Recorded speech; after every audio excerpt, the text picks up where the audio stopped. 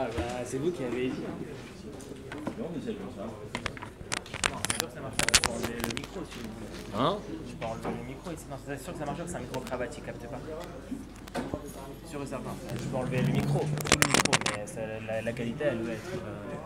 Quand vous avez besoin de trucs, je vous apporte si vous voulez. Le fil il est hyper long en plus.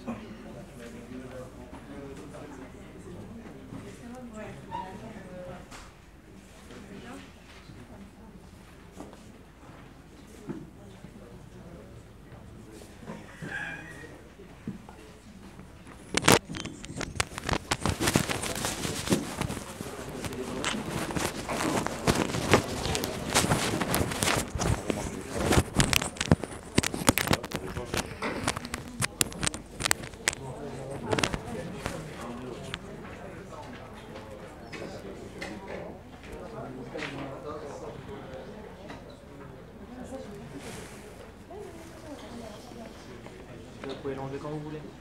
Ok.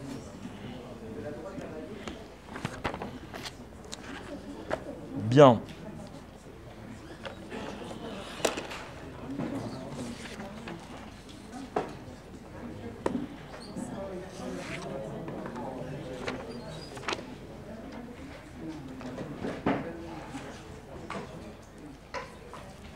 Est-ce que tout le monde a eu nos feuilles et la troisième feuille? Troisième feuille.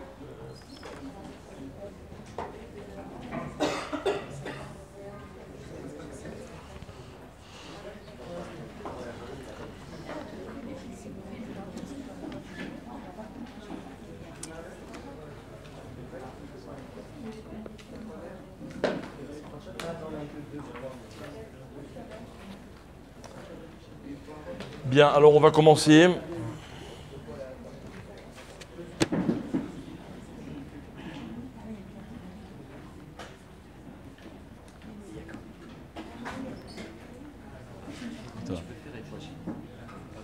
Pour Haute Fortuna battue Souda, de gamme Esther Esterbat. batte Clémentine.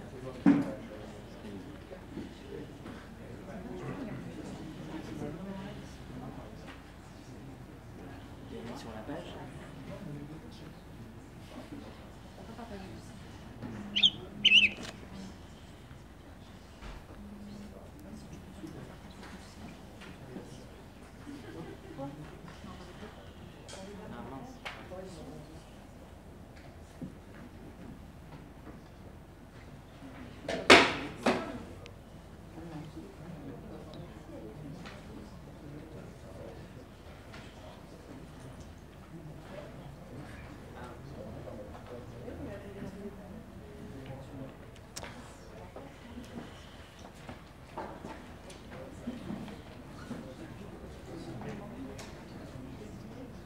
Vous n'avez pas partagé sur Facebook cette vidéo là?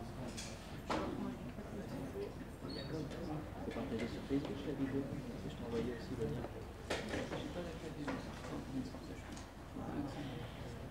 Et là, c'est bon, si vous voulez. Bien, alors on va commencer. Donc, je vous rappelle que d'après certains, il est très important de faire le tikkun la nuit d'Hoshana Rabbah. Seulement, faire le tikkun et rester réveillé, c'est pas évident pour tout le monde. En tout cas, moi, je sais pas, je pense pas que j'en serais capable. Alors, on a une équipe là-haut qui fait le tikkun. Et nous, on étudie en bas. Et de temps en temps, ils viendront nous dire qu'ils sont arrivés à l'endroit où on doit s'arrêter pour faire les slichot. Donc, je vous rappelle que 7 fois, on fait des slichot tout au long de la nuit. Ça, c'est un premier point. Le deuxième point, c'est que, comme vous le savez, la nuit de Hoshana Rabbah, elle a été décidée pour une raison que tout le monde connaît sans doute, c'est que le Harizal il dit que dans le jugement d'Akadosh Baruch Hu, il y a 2 dimensions. Il y a ce qu'on appelle un chotam pnimi et un chotam chitzoni. Un chotam pnimi, ça veut dire qu'il y a un sceau avec lequel Akadosh Baruch Hu a signé à Kippour. Et c'est comme si ça restait quelque chose de caché. On ne sait pas. On ne sait pas vraiment ce qu'Hachem a décidé. Et il y a un deuxième sceau qu'on appelle le sceau, le Chotam Achitzoni. Et celui-là, Akadosh Baruch Hu, il le laisse en suspens jusqu'à Hoshana Rabbah. Et en fait, le Harizal, il disait, c'est quoi le Chotam Achitzoni? C'est que le décret, il a été arrêté, mais Akadosh Baruch Hu, il n'a pas envoyé les shlichim, littéralement les livreurs qui vont déposer ce verdict. Mon père, Alav Shalom, il disait toujours, c'est comme quelqu'un qui écrit une lettre, il la met dans une enveloppe, il la timbre, mais il la poste pas. D'accord? Donc cette image que le Harizal y reprend. Et donc en fait, on peut encore tout changer parce que la missive, elle se trouve encore chez Akadosh Baruch Hu et il ne l'enverra, Bezrat Hashem, que demain, quand on aura tous fini la tfila et qu'on aura fait les 7 akafot avec les arba minimes. Mais d'ici là, on a encore un peu de travail parce qu'il faut qu'on tienne réveillé jusqu'à ce moment-là. Et voilà pourquoi certains disent que celui qui s'endort à Hoshana Rabbah même quelques secondes, c'est comme s'il n'avait rien fait. Non, je plaisante, c'est moi qui rajoute. Mais vos réactions montrent quelles sont vos intentions. Donc essayez quand même de décider de ne pas dormir. Je vais essayer de faire mon possible, moi, pour vous y aider. Alors, le thème qu'on va étudier ensemble, c'est en fait la suite de la Gemara qu'on a étudiée à Shavuot. Donc, vous vous rappelez, on était à Shavuot, on va juste continuer là où on s'est arrêté à Shavuot. Vous vous rappelez? C'est ça, ouais. Alors, en fait, à Shavuot, on avait étudié un texte de la Gemara de Sanhedrin, dans le Perek Chelek. Et là-bas, la Gemara, en fait, la Mishnah, le Perek Chelek, il commence par une Mishnah qui est très connue. Alors, on va reprendre la Mishnah, parce qu'en fait, on a étudié la Gemara qui est relative à une partie de la Gemara qui est relative à une partie de la Mishnah. Et ce soir, on va essayer d'étudier une autre partie de la Gemara relative à une autre partie de la Mishnah. Donc, ceux qui ont manqué l'épisode 1 n'auront pas de problème pour suivre l'épisode 2. Ce ne sera pas la bonne excuse. Ok? Alors, la Gemara, la Mishnah là-bas, qu'est-ce qu'elle dit? Donc, dans la feuille, pas la feuille de Gemara, l'autre feuille. Ok? Vous l'avez en haut de la page. Là-bas, la Mishnah, elle dit comme ça. Kol Israël, yesh lem chelek leolam haba. Donc, la Mishnah, elle commence de façon positive. Elle dit tout juif, tout Israël a un chelek. D'accord? Un chelek, ça veut dire quoi? C'est pas qu'il a un makom. La Mishnah, elle n'a pas dit qu'il a une place dans le monde futur, mais il a un chelek, c'est-à-dire que c'est à lui. Un chelek, c'est quelque chose qu'on acquiert, en général de façon définitive, et donc on a tous définitivement une place dans le monde futur. Ça veut dire que au moment de notre naissance, on est né juif, ok, que ce soit au moment de la naissance biologique ou bien un moment dans la vie plus tard, quelqu'un qui est juif, automatiquement, yeshlo chelek leolam haba. Chez Neymar, Vamer, Kulam Tzadikim, Leolam Irshu Aretz, Netzer Matai, Masadal Ilpaer, peu importe le passage dans Yeshayahu, on voit que on compare le chelek dans le Olam Haba à Irshu Aretz. D'accord? Donc la Torah elle a parlé Kilshon Bene Adam, un langage que les hommes peuvent comprendre. Chacun comprend ce que veut dire avoir un chelek dans Eretz. D'accord? Quelqu'un achète un bien immobilier, ou il a une place qu'on lui a donnée, dont il a hérité, etc. Yeshlo chelek. Alors de la même manière qu'il y a chelek ba'aretz, comme il y a marqué dans le pasouk, Leolam Irshu Eretz, alors on a aussi chelek ba'olam haba. La Mishnah continue, elle dit Ve'elu shen laem chelek leolam haba. Alors évidemment, la tournure est un petit peu étrange, puisqu'on nous dit que tout le monde a un chelek dans l'olam haba, et juste après on nous dit Ve'elu shen laem chelek leolam haba. Et voilà ceux qui n'ont pas de chelek dans le olam haba. Ok? Donc ça laisse sous-entendre que finalement, pas tout le monde a un chelek. Alors comment vous répondez à cette question? Hein? Il y a fait qu'à la base, Kol Israël Eshlaim Chelek, mais que malheureusement, on peut perdre ce chelek dans le olam haba. Peut-être que plus tard on verra si ceux qui sont concernés par En Laem Chelek le olam haba, ceux qui n'ont pas de part, est-ce qu'ils peuvent regagner leur part dans le olam haba? Mais il faut savoir que ce n'est pas évident. Il faut savoir qu'il y a des cas où, quand quelqu'un, Chas v'Shalom, il perd sa place dans le olam haba, il ne peut pas la retrouver. Ok? On va voir. D'abord, on va voir le pshat, après on verra le reste. Alors, qui c'est qu'il n'y a pas de place dans le olam haba? Alors, la Mishnah, elle dit Ha Omer, En Triat Ametim Minatora. Celui qui dit il n'y a pas de Triat Ametim selon la Torah. Donc quelqu'un qui remet en question la promesse faite par la Torah qu'il y a Triat Ametim. Que tout celui qui quitte ce monde terrestre, physique, un jour, il sera de nouveau Chai, Triat Ametim. D'accord? Je ne sais pas si c'était à Shavuot ou si c'était dans un autre cours, on avait étudié que la Gemara elle demande. La Gemara ramène plein d'histoires où des hommes ont demandé, d'ailleurs pas que des juifs, ont demandé à des chachamim, mais comment peut-on croire une chose pareille? A-t-on déjà vu quelqu'un mourir et revivre? On nous parle de ça depuis des millénaires, on n'a jamais vu une chose pareille. Alors il y a plusieurs réponses, il y en a une que moi j'aime beaucoup et que je me fais un plaisir de répéter. C'est celle de ce chacham qui disait hein, tu as déjà vu un être naître alors qu'il n'avait jamais vécu. Quelqu'un qui a déjà vécu, Kalvachomer. C'est-à-dire, si déjà celui qui n'a jamais vécu peut vivre, celui qui a déjà vécu, Alachat Kama Vekama. C'est encore plus simple. D'accord? Je vous ai convaincu? Très bien. Mais c'est vrai. C'est-à-dire que finalement, le miracle de la Triat Ametim, de la résurrection des morts, est un moins grand miracle que celui de la naissance. Voilà ce que veulent dire les Chachamim.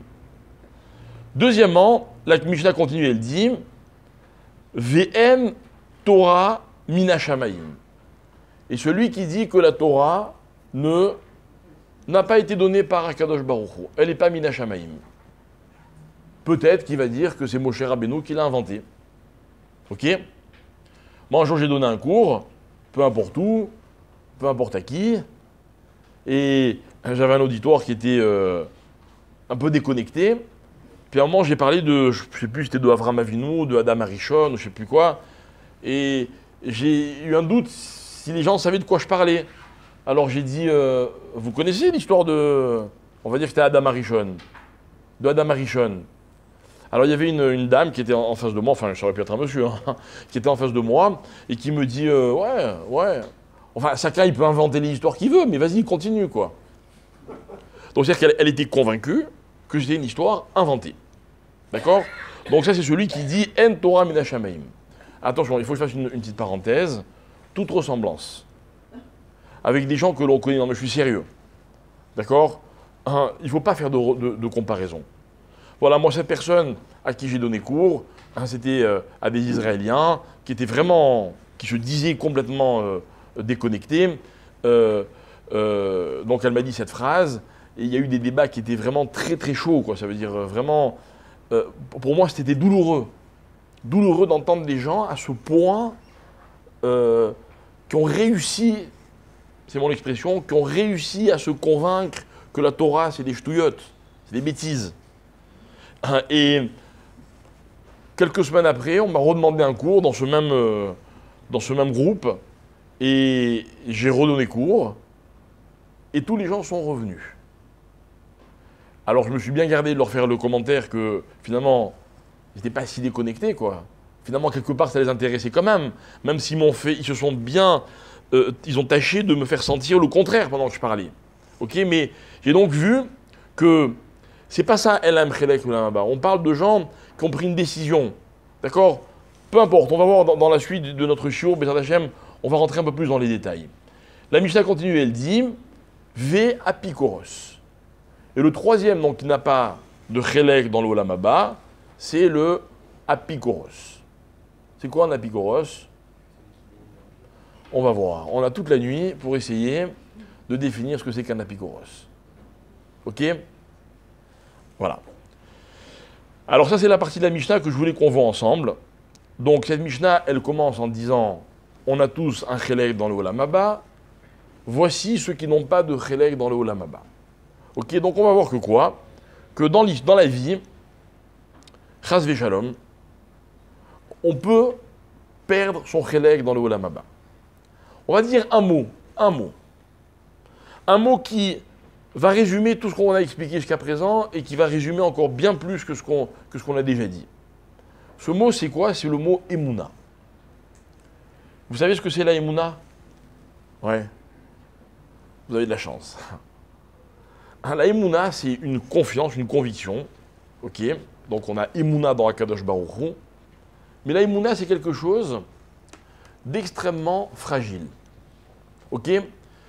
C'est pas parce que je crois en Dieu, c'est pas parce que tous les jours je récite mon schéma, ou que je fais telle ou telle mitzvah, que je fais partie de ceux qui sont ma'aminim.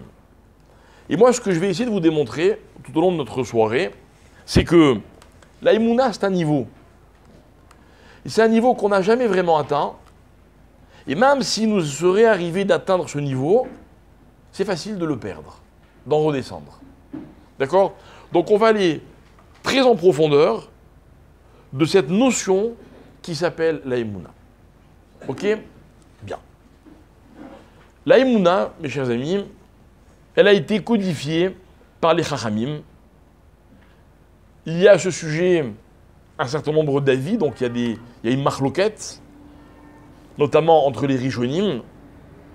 Et nous avons l'habitude de suivre l'avis du Rambam.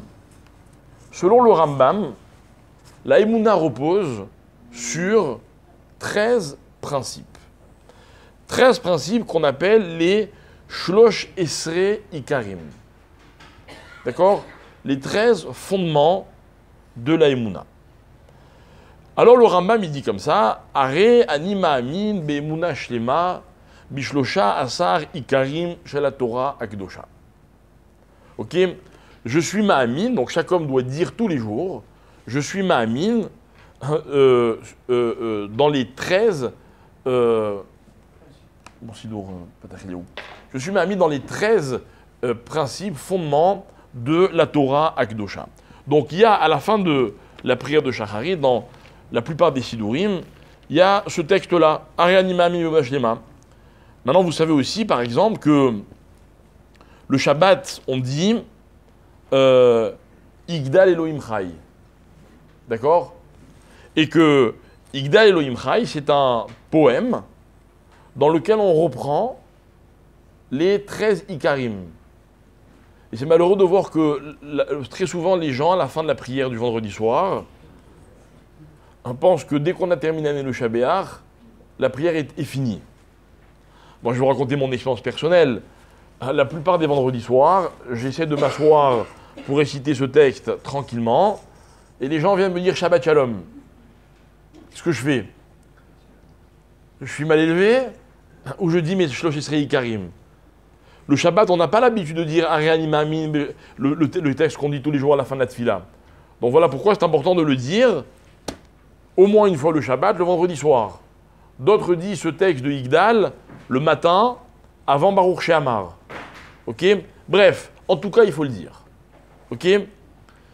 D'autres disent que quand on dit Adonola ma chère Malach, on reprend aussi une partie des Shlosh Ikarim. Bref, mais qui toujours donc, c'est une prière qui est omniprésente dans les textes.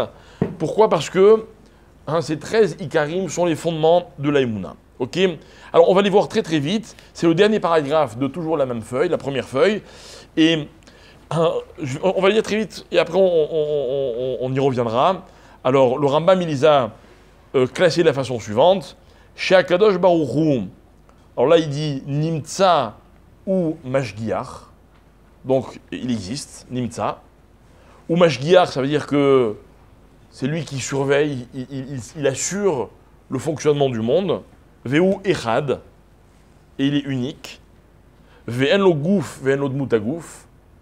Il n'a absolument pas de consistance physique ni matérielle. Ve'u kadmon lechol kedumim. Il est l'antécédent de tous les antécédents. D'accord? Il n'y a rien eu d'autre avant. Ve'en avoda les zulato. Et on ne peut pas le servir, on ne peut pas servir une quelconque image ou un quelconque, comment on dit, non, ça va me revenir, ok, autre chose que lui-même directement. Pas une création, je veux dire, bref, quelque chose qui viendrait le remplacer, ok. Il faut faire très attention. On peut adorer un rave, par exemple, mais il y a un risque qu'il ne faut pas courir, c'est qu'un rave, par exemple, devienne le zoulat d'Akadosh Baruch Hu. Ok? Par exemple, si vous allez prier sur la tombe d'un tzaddik, ne dites jamais au tzaddik, quel qu'il soit, envoie-moi ceci, donne-moi cela. Parce que ça s'appelle avoda les zoulato. On peut dire au tzaddik, prie pour moi pour qu'Hachem me donne. On peut demander à Hachem sur le tombeau du tzaddik en considérant que le tzaddik il va intercéder pour que notre tefila soit agréée. Mais ne jamais s'adresser au tzaddik en lui demandant quelque chose. On continue. Veodea marchevot bene Adam. Et ce Akadosh Baruch Hu là connaît les pensées de tous les hommes. Ok? Non, je ne regarde personne en particulier. Mais lui, il sait exactement ce qu'on pense. Ok? Dans la vie, des fois, on fait une chose, mais il y a un décalage entre nos intentions et nos actes. Personne ne peut le savoir. Par exemple, je vais vous apprendre quelque chose, peut-être que vous ne le savez pas, on peut se déguiser en religieux. Je ne parle pas du jour de Pourim, mais je parle tout au long de la vie. C'est vrai. Mais Hachem lui connaît la Mahashava. Autre exemple, un peu plus rassurant, c'est que on est des fois jugé par les hommes sur une apparence. J'explique ce que je veux dire. J'ai fait quelque chose, on me condamne. J'ai dit une phrase, elle a vexé, et j'ai aucun moyen de me rattraper. Mais moi, mon intention, elle était bonne. Ne vous faites pas de soucis. Akadosh Baruch Hu, Yodea marchevot bene Adam. Ok? Pas de soucis à se faire. C'est de là que découle le principe qui veut que quelqu'un qui avait l'intention de faire une mitzvah, mais vraiment qui avait l'intention, qui n'a pas pu la faire, Akadosh Baruch Hu metzarfa le maaseh, et on va considérer que c'est comme s'il avait fait l'acte. Ok? On continue. Alors ici il dit Shea nevoua emet. C'est-à-dire quoi nevoua emet? C'est-à-dire que dans l'histoire il y a eu des Nevi'im. Les Nevi'im ont toujours parlé au nom d'Akadosh Baruch Hu, Ko Amar Hashem. Ok? On doit être ma'amin que la névoie, la prophétie, elle est émette. Quand un prophète avait été agréé à l'époque par les Chachamim, le roi de l'époque, etc., on n'avait pas le droit de remettre en doute sa prophétie. V. Chez Moshe Rabbeinu alav shalom ou Adon lechol haneviim. C'est-à-dire qu'à l'origine de tous les prophètes, il y a un homme qui s'appelle Moshe Rabbeinu. Remettre en question Moshe Rabbeinu, c'est remettre en question une partie de notre Emouna. Veshe Torah kula netuna mina shamaim. Que toute la Torah a été donnée par Akadosh Baruch Hu. Et quand on dit toute la Torah, ça veut dire Torah chez Birtav et Torah chez Baal Pé. Combien de fois on entend « Ah ouais, les rabbins, ils disent ce qu'ils veulent. Ah, moi, les midrashim, j'y crois pas. Ah, moi, les ceci. Ah, ce pasouk, il n'est pas à sa place. » A Torah, kula netuna mina shamaim. Sans aucune exception. Ok? Veshelo nishtane beshum zeman chas veshalom, que la Torah ne changera jamais. Jamais. Qu'il y a une phrase qui revient un peu trop souvent dans le vocabulaire contemporain, c'est qu'il serait temps que les choses évoluent, que ça a été interdit à l'époque où ceci ou cela. Non, non. A Torah, lo tishtane beshum zman. Jamais, pas une virgule ne changera. Ok? Veshe Akadosh Baruch Hu manish la reshaim ou meshalem sachar tov la tzadikim. Akadosh Baruch Hu, il est patient. Il est patient. Il finit toujours par payer. Ou faire payer. Toujours. Quelqu'un qui dit « Ah, c'est bon, moi j'ai fait des avérotes, je suis passé à l'as. » C'est une illusion. Un jour, on paye. Quelqu'un qui dit « J'ai fait des mitzvot, j'ai pas été récompensé. » Ne vous inquiétez pas. Un jour, il paye. Ok?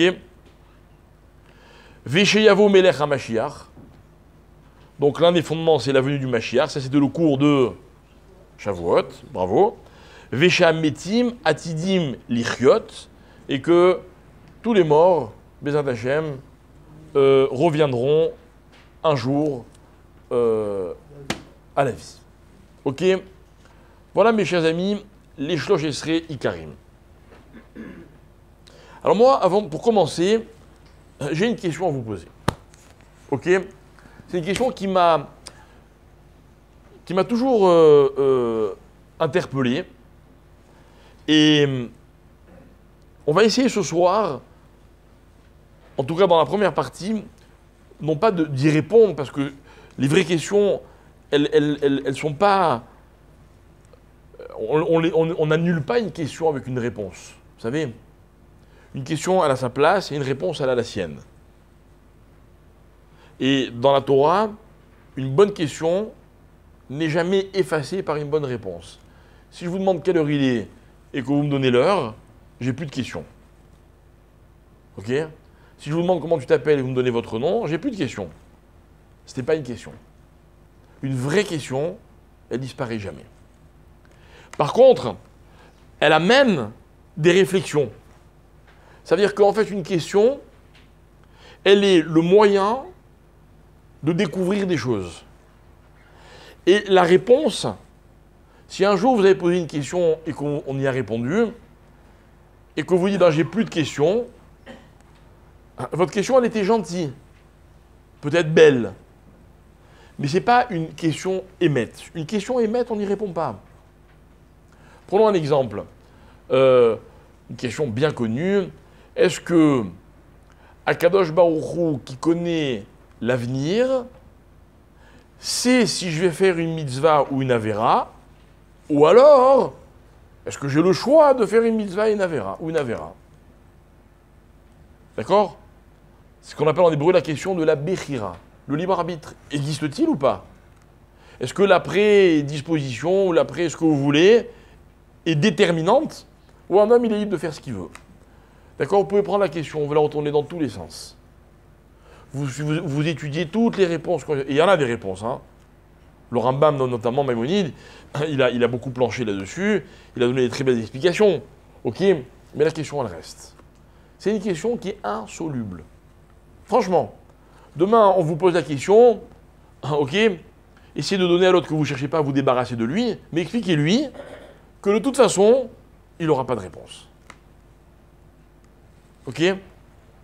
Alors, ma question, c'est la suivante. Que veut dire le terme, le concept Ikar dans la Torah? La Torah, mes chers amis, c'est 613 mitzvot. 248 mitzvot positives, 365 mitzvot négatives. Ok? Est-ce qu'on peut parler de principes fondamentaux? Est-ce qu'on peut dire que ça, c'est essentiel par rapport à cela ou par rapport à autre chose? Je vais poursuivre ma question.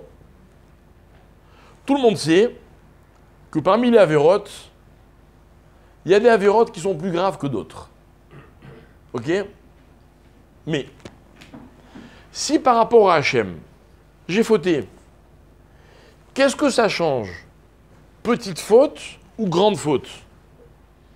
Ah, si une faute, c'est un décalage, c'est une déconnexion entre Hachem et moi, ça change quoi? Il y a des gens qui ont tué, comme moi j'ai menti. Moi j'ai jamais tué. Je vous dis la vérité, ça s'est jamais présenté non plus. Non mais c'est vrai. Je suis pas né dans une cité dans laquelle pour survivre, il fallait se battre. On m'a appris dans ma plus tendre enfance la valeur de la vie, des fondements, bon, j'ai grandi avec. Donc j'ai entendu il y a des problèmes qu'on m'a résolus avant même qu'ils ne se posent. Alors pourquoi ce que lui a fait, alors qu'il a grandi là-dedans, c'est plus grave que le jour où moi j'ai menti, où j'ai accueilli Shabbat avec 5 minutes de retard, alors qu'on m'avait enseigné, on m'avait conditionné pour être pointilleux dans tel ou tel halakha.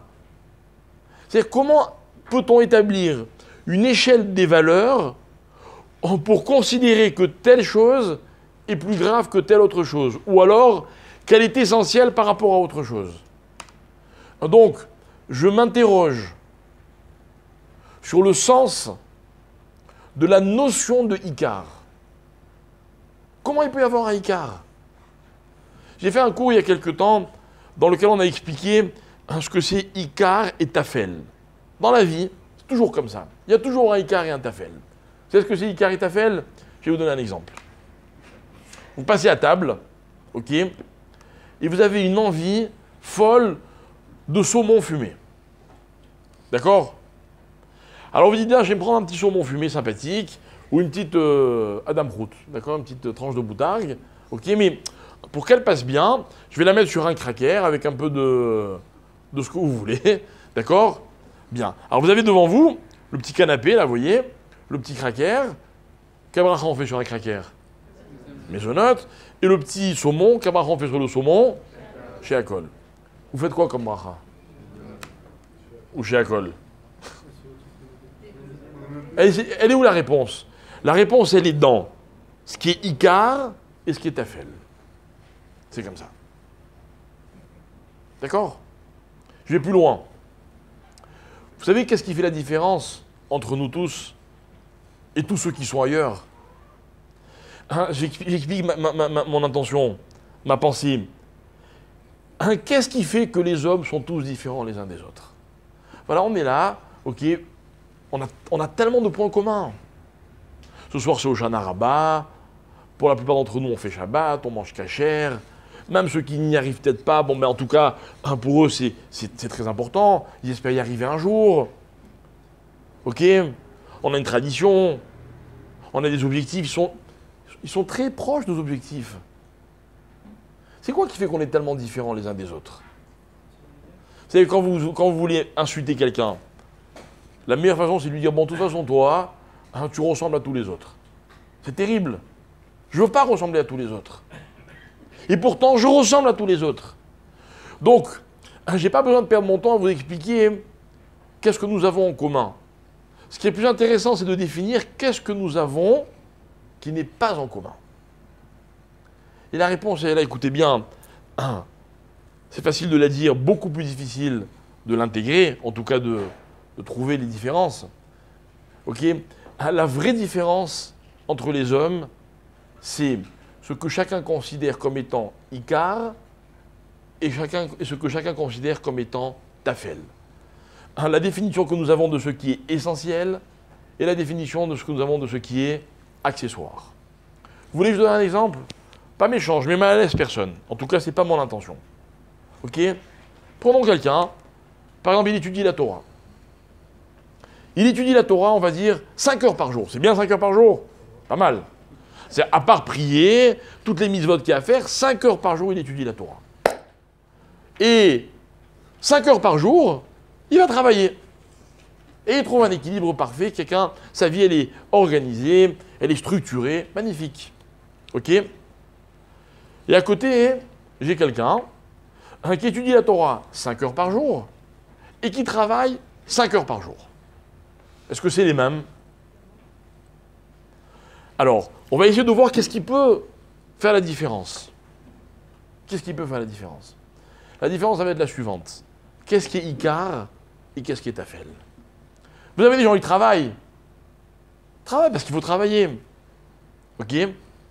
Mais comme ils ne peuvent pas ne pas étudier, puis en plus ils aiment ça, alors ils étudient aussi. Vous avez des gens, non, ils étudient parce que la vie, c'est d'étudier la Torah.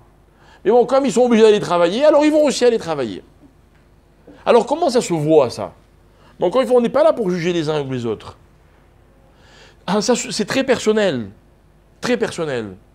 Par exemple, est-ce que dans une situation, on peut faire que l'un ou l'autre? Imaginez quelqu'un, donc il a un travail, et puis un jour, il a un rendez-vous qui est capital pour son travail. Et ce rendez-vous, il a été fixé par son patron à l'heure à laquelle, normalement, il étudie la Torah. Qu'est-ce qu'on fait? Qu'est-ce qu'on fait? Moi, je vous donne un exemple personnel qui m'est arrivé. Ok, personnel. Pendant un an, j'ai dû dire le Kaddish. Et comme beaucoup d'autres dans cette situation, je me suis promis de faire tout ce que je pouvais pour ne rater aucun Kaddish pendant un an. Mais vous savez ce qui s'est passé pendant un an? Pendant un an, la Tefila des Minyan, c'était le Icar de ma vie. J'ai eu l'impression pendant un an de faire que ça. Et c'est vrai. Et c'est vrai. Quel que soit l'emploi du temps d'une journée, que ce soit un voyage à Tel Aviv ou un voyage à l'étranger, d'abord, la préoccupation, c'est de savoir est-ce que je vais pouvoir dire mon Kaddish ou pas. Très facile. Quand l'année est passée, j'ai retrouvé mes réflexes. Terrible. Et finalement, la vie, c'est ça. Vous avez des gens, ils étudient beaucoup la Torah, mais Saint-Afel, je ne leur enlève pas leur mérite. Mais on ne peut pas comparer ça à quelqu'un pour qui le Icar, par exemple, c'est d'étudier la Torah. On me reproche souvent que dans cette synagogue, dans laquelle vous êtes assis à l'heure à laquelle je vous parle, la prière prend beaucoup de temps. C'est vrai. Moi, souvent, je me fais engueuler, quoi. Ah, tu exagères, ça finit trop tard, etc. D'abord, sachez une chose, vous pouvez m'engueuler autant que vous voulez, pour moi, c'est un compliment. Pour une seule raison. Une raison, c'est que la tefila, c'est un Icar. La tefila, c'est une partie essentielle de la vie. Celui qui n'a pas compris ça, j'ai aucun problème. Il y a plein de synagogues où ça se passe différemment. Où une prière, il ne faut pas qu'elle dure trop longtemps. Ou si jamais la Hamida, elle dure plus que tant de minutes ou de secondes, c'est exagère. Alors, j'ai pas de problème. Encore une fois, j'ai pas de problème. Mais dans la vie, il faut faire des choix. Faire des choix. Bon, vous voyez, je prends le Sidour, ok, le Shabbat, la Tefila, elle commence dans un Patach Eliyahu classique. Elle commence la Tefila du Shabbat, et encore, je vous ai fait cadeau de la Pticha, page 190, et elle termine page 248. D'accord? Pourquoi voulez-vous que la page 192 soit moins importante que la page 209? 209, il y a Nishmat, voyons, on chante un peu. Ou alors de la page 218 où il y a la Hamida, 220, pardon. Pourquoi voulez-vous que ce soit moins important? La tefila, c'est un Icar. Donc toute ma tefila, j'ai envie de la faire comme un Icar dans ma vie. Vous avez des gens, ils sont mariés, mais leur conjoint, c'est pas leur Icar. Ne vous moquez pas, j'en connais plein, mais c'est vrai. Ça crée des frustrations. Vous avez des parents, ils sont parents, mais c'est pas leur Icar. Ils se font croire, c'est-à-dire que sentimentalement, c'est leur Icar. Mais ça suffit pas dans la vie. Ça suffit pas. Et moi, je vais vous dire quelque chose. Même les gens qui prient très vite, même les gens qui n'accordent pas beaucoup de temps à telle ou telle chose, sentimentalement, ils vous diront que c'est leur Icar. Mais ça reste une définition sentimentale. Non, c'est pas de ça qu'on parle. Nous, on veut expliquer la notion de Icar. Icar, c'est-à-dire que dans la vie, il y a des choses qui sont essentielles. Amusez-vous, quand vous voulez, pas maintenant. Prenez une feuille et un papier. Et mettez sur papier, qu'est-ce qui pour vous est un Icar dans votre vie? C'est très intéressant. Très intéressant. On est dans la fête de Sukkot. Ok? Ben, je vais vous dire, un juif, normalement, comment ça devrait se passer? Le Icar de ma fête, c'est Sukkot. C'est de faire ma mitzvah de Soukha. Ah ben si à cause de ça, j'ai soif mais je ne peux pas boire de l'eau, eh ben je ne bois pas. Si je vais moins bien dormir, eh ben je dors moins bien. Si j'ai chaud, j'ai chaud. J'ai froid, j'ai froid. Mais vous voyez, dans la vie, on définit les choses. Et il faut se rendre compte du confort que ça apporte dans la vie. Parce que quand dans la vie, on a défini un Icar, on a résolu un tas de problèmes. Moi, je vais vous donner encore un exemple. J'en ai plein d'exemples, plein. C'est une réflexion qui de plusieurs années, je vous assure. Moi, je connais des gens qui n'arrivent pas à se marier. Vous voulez que je leur dise pourquoi ils n'arrivent pas à se marier? Moi, j'ai la réponse. Ils n'ont pas défini qu'est-ce que c'était leur Icar. Eh ouais. Ils accordent de l'importance à tout, hein. Ah oui, ils veulent surtout que la personne, elle ait telle et telle qualité, telle et telle valeur. C'est vrai. Mais c'est quoi le Icar? J'ai jamais trouvé quelqu'un qui a épousé une personne qui avait tous les Icars et tous les tafels réunis. Jamais. Donc il faut faire un choix. Mais le choix, il est vite fait, hein. Par exemple, toute personne qui a des enfants, le jour où elle découvre ses enfants, elle décide qu'est-ce qu'est Icar. Par exemple, il voulait un enfant blond aux yeux bleus, il lui est tombé un brun aux yeux verts. J'ai pris un bel exemple quand même, d'accord? Il décide que c'est ça le Icar. Il veut plus autre chose. C'est ça qu'il aime. C'est ça qui devient l'essentiel pour lui. Il a un enfant intelligent, c'est la valeur la plus importante. Il a un enfant qui est ceci, même s'il a des défauts, c'est ça qui devient primordial dans sa vie. Vous voyez? Les enfants, on ne les choisit pas. On ne les commande pas. Tout juste si on ose avouer qu'on les rêve comme ceci ou comme cela. Mais au moment où ils arrivent, tout ça, ça n'existe plus. Pourquoi je ne serais pas pareil pour un conjoint, par exemple? Répondez-moi. Hein? Eh ben ne choisis pas. Ne choisis pas, t'aurais réglé tous les problèmes. C'est ça le problème. C'est que c'est exactement l'inverse. C'est qu'au début, tu es content parce que tu as choisi, et puis un jour, tu te rends compte que finalement, tu n'as rien choisi du tout. Alors gagne du temps, ne choisis pas et puis on n'en parle plus. Non mais, fallait pas la ramener, hein, il y a des questions auxquelles il ne faut pas répondre. Ok? Vous avez compris la logique? Après, comment on met ça en pratique, c'est un autre problème. Ok? Toujours est-il que, je reviens à ma réflexion, comment définir ce qui est un Icar? Alors que voilà, la Torah, elle vient, elle me dit, il y a des Ikarim. 13 Ikarim de Emouna. C'est intéressant. Ok? La Torah, elle me dit, attention, Gilou Yarayot, Shfichut Damim, Avodah Zara, c'est les avirot les plus graves de la Torah. Ah bon? Les plus graves. Et celui qui ne savait pas? Ne savait pas. Alors, on va expliquer pourquoi dans la Torah il y a une notion de Icar. Pourquoi il y a des choses qui sont plus importantes que d'autres. Pour expliquer cela, je vais m'inspirer d'un magnifique livre qui a été écrit par mon maître, le Rav Moshe Shapira, la Shalom. Et il a écrit un livre sur les 13 Ikarim, sur les 13 fondements. Et en introduction, il explique la nécessité du Ikar. À quoi ça sert le Ikar? Mais d'abord la définition d'un Ikar. Et il ramène les propos du Rambam. Le Rambam, il va reprendre plus ou moins la Mishnah qu'on a étudiée. Yesh lahem chelek le'olam haba, en lahem chelek le'olam haba. Et il va faire un espèce de mix entre cette Mishnah-là et les 13 Ikarim. Parce qu'il faut savoir une chose, c'est que les 13 Ikarim sont 13 conditions sine qua non pour avoir droit au monde futur. Et qu'une personne qui dirait, moi, 12, d'accord, mais il y en a un dans les 13, je ne suis pas d'accord. Il peut tout perdre. Voilà ce que dit le Rambam. Alors le Rambam, il va nous expliquer qui sont... Il y a 3 catégories de gens qui vont avoir un problème avec certains de ces Ikarim. Et ces 3 catégories, c'est les suivantes. C'est ce qu'on appelle les minimes. D'accord? Vous allez me traduire quoi? Les hérétiques? Traduisez comme vous voulez. Le français, je ne pense pas que ça compte dans le sens où il faut la définition, non pas la traduction de ces choses-là, de ces mots-là. La deuxième catégorie, c'est le apikoros. Donc il y a le min, le apikoros. Et le troisième, c'est le kofer. Ok? Kofer.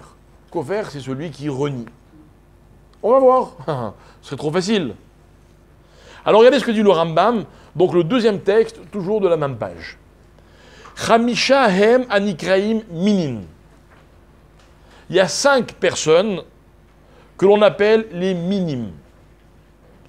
Premièrement, Aomer, She'en, Sham Eloa, Ve'en, Le'aolam Manig. Lui, c'est facile. Il dit, il n'y a pas d'Akadosh Baruch. Il dit que ça n'existe pas. Il n'y a pas de Dieu. Ok? Le monde n'a pas de manig, de dirigeant. D'accord? Celui-là, il n'y a pas de problème. Dans son procès, il est fait. Ok? Vea Omer. Sheyesh Sham Manig, Avalen Shnaim Oyoter. Non, il y a une divinité. Il y a un patron, mais il n'y en a pas qu'un seul. D'accord? Ils sont plusieurs. Troisièmement, Vea Omer. Sheyesh Sham Ribon Echad, Aval Sheu Gouf ou Baal Tmuna. Ok, il y a un Dieu, il est unique, mais il a une consistance matérielle ou terrestre, ou physique. Ok? Ou il a un gouffre, ou il est Baal Tmuna. On peut le dessiner. Vous voyez? Très bien. Vechen, Aomer, et le 5e, Aomer, Sheeno, Levado, Arishon, Vetsur, Lakol. Et celui qui dit que maintenant là il est seul, mais avant lui il y en avait un autre. Si vous voulez, il dirait comme ça, il y a quelqu'un qui a créé Dieu, et depuis que Dieu existe, c'est lui qui dirige le monde, il est tout seul. Et puis il n'est pas terrestre, on est d'accord, mais c'est pas, il y a un antécédent. Ok? Vechen, Aovet Kochav, Omazal, Vezulato, Kedeot Melitz, Beno Ben Ribon Haolamim, Kol Echad Michamisha Elu ou Min. Ou alors, celui qui a besoin, attention là c'est très sévère, d'un intermédiaire entre lui et Akadosh Baruch. Il a toutes les qualités celui-là. Il n'y a qu'un seul Dieu, il n'est pas matériel ni physique, il n'y avait personne avant lui, quoi encore? Il n'y en a pas un deuxième, mais il est tellement grand ce Dieu qu'entre lui et moi, il faut un intermédiaire.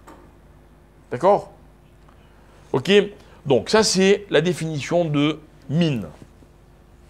On passe au texte d'après. Alacha chet. Shlosha em anikrim apikorsim. Il y a une autre catégorie qui s'appelle le apikoros. Il y a 3 cas d'apikoros. Aomer she'en sham nevoa klal. Ve'en sham mada shemagia meabore l'élève bene adam. Celui qui considère que, ok, il y a Dieu, tout ça, on ne revient pas là-dessus. Mais n'allez pas me faire croire qu'il y a des hommes qui ont su comprendre ce que Dieu avait dit. Et ceux-là, ils vont venir nous dire, vous savez, Dieu a dit que ceci ou que cela. Donc il n'y a pas de Moshe, il n'y a pas de Yoshua, il n'y a pas de Yeshayahu, il n'y a pas de Yecheskel. Tous les prophètes, ils n'existent pas. C'est-à-dire que ce qu'ils disent n'est pas une prophétie. Ok? Premier apikoros. Deuxièmement, Amakrish nevuato shel Moshe Rabbeinu.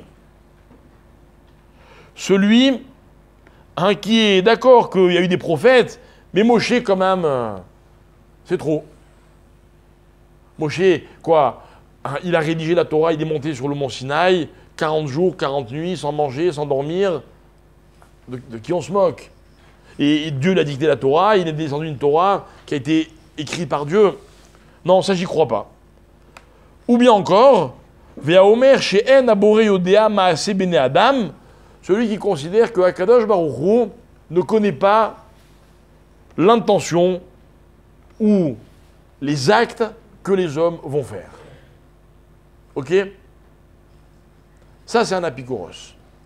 L'apikoros, si vous voulez, c'est celui qui croit en Dieu, mais qui a sa perception personnelle de Dieu. Donc, il ne remet pas en question ni l'existence de Dieu, ni la force de Dieu, mais c'est la relation entre Dieu et les hommes qui lui pose un problème. Il n'accepte pas. Il n'accepte pas. Donc ça veut dire que par exemple, il va mettre les téphilines, ok, mais qu'on ne lui dise pas que pendant qu'il met les téphilines, il faut qu'il pense à la mitzvah, et que s'il n'a pas pensé à la mitzvah, peut-être qu'il n'est pas quitte. Il ne faut pas exagérer. Ok? C'est celui qui considère que Akadosh Baruch Hu ne peut absolument pas savoir s'il va faire une mitzvah ou une avera. Dieu n'intervient pas dans ses choix. Ça, c'est l'apikoros. Et enfin, ve'eluem shloshahen akofrim batora. Alors le kofer, c'est quoi? Aomer she'en Torah me'im Hashem afilu pasuk echad oteva achat. Im amar im Moshe amaro mipi atzmo areze kofer batora. Donc celui qui considère que pas tout ne vient d'Hachem, que les Chachamim, ils ont sûrement rajouté des petits quelque chose de temps en temps, et que même Moshe Rabbeinu, bon ok, il a transmis la Torah, mais il a sûrement dû interpréter les choses à sa manière. Deuxièmement, à kofer be pirusha veu Torah chez Baal Pé, ve'amakrish magidea kigon tzadok ou baitus, donc les Sadducéens et les... comment on les appelle les baïtoussim en français? Non, vous ne connaissez pas? Ok, moi non plus. Hein? Peut-être. Donc, celui qui considère que l'explication de la Torah donnée par les Chachamim, il ne lui accorde pas d'importance. Ok? Comme je le disais tout à l'heure, on en a parlé tout à l'heure, souvent on a tendance à dire, ah, mais les rabbins, ils ont rajouté ou ceci ou cela. Ve'omer she'abore ichlif mitzvazo b'mitzvah acheret, ve'ikvar batla torazo, afalpi she'i haïta me'im Hashem, kegon agarim kol echad mishlosha elu kofer batora. Quelqu'un qui pense que la Torah, elle est censée évoluer. Vous voyez? Et que, par exemple, aujourd'hui, avec les technologies modernes, bah, il faudrait réviser la halakha, parce que sûrement que ce qu'Hachem il a dit à l'époque, et ce que la Torah a décidé à l'époque, n'a plus cours de nos jours, étant donné que ceci ou cela. D'accord? Voilà. Donc, on a trois catégories de personnes. On a le min, le apikoros et le kofer. Ok? Bon. Ces trois-là, mes chers amis, on ne va pas y passer des heures. Ils ont chacun un problème avec une partie des shlosh esrei ikarim. Le apikoros, il va remettre en question une certaine partie, le min, une autre partie, le kofer, une autre partie. Ok? Bien. Alors, j'ai une question importante à vous poser. Est-ce que parmi nous, il y a quelqu'un qui est soit apikoros, soit mine, soit kofer? Non, ne souriez pas, c'est pas évident. Personne n'a jamais dit la Torah à l'époque qui s'était interdit, mais maintenant, peut-être que ça pourrait être permis. Si? Par exemple, vous habitez un immeuble parisien. Vous savez que dans les immeubles parisiens, c'est un peu la nouvelle mode. Ils mettent des détecteurs partout. Détecteurs de lumière, détecteurs de ceci, détecteurs de cela. Ok? Je connais des gens qui disent c'est pas possible que ce soit interdit. Genre, c'est pas possible, étant donné les circonstances, que la halakha interdit ceci ou cela. Genre, il y a une évolution. Ok? Alors, celui-là.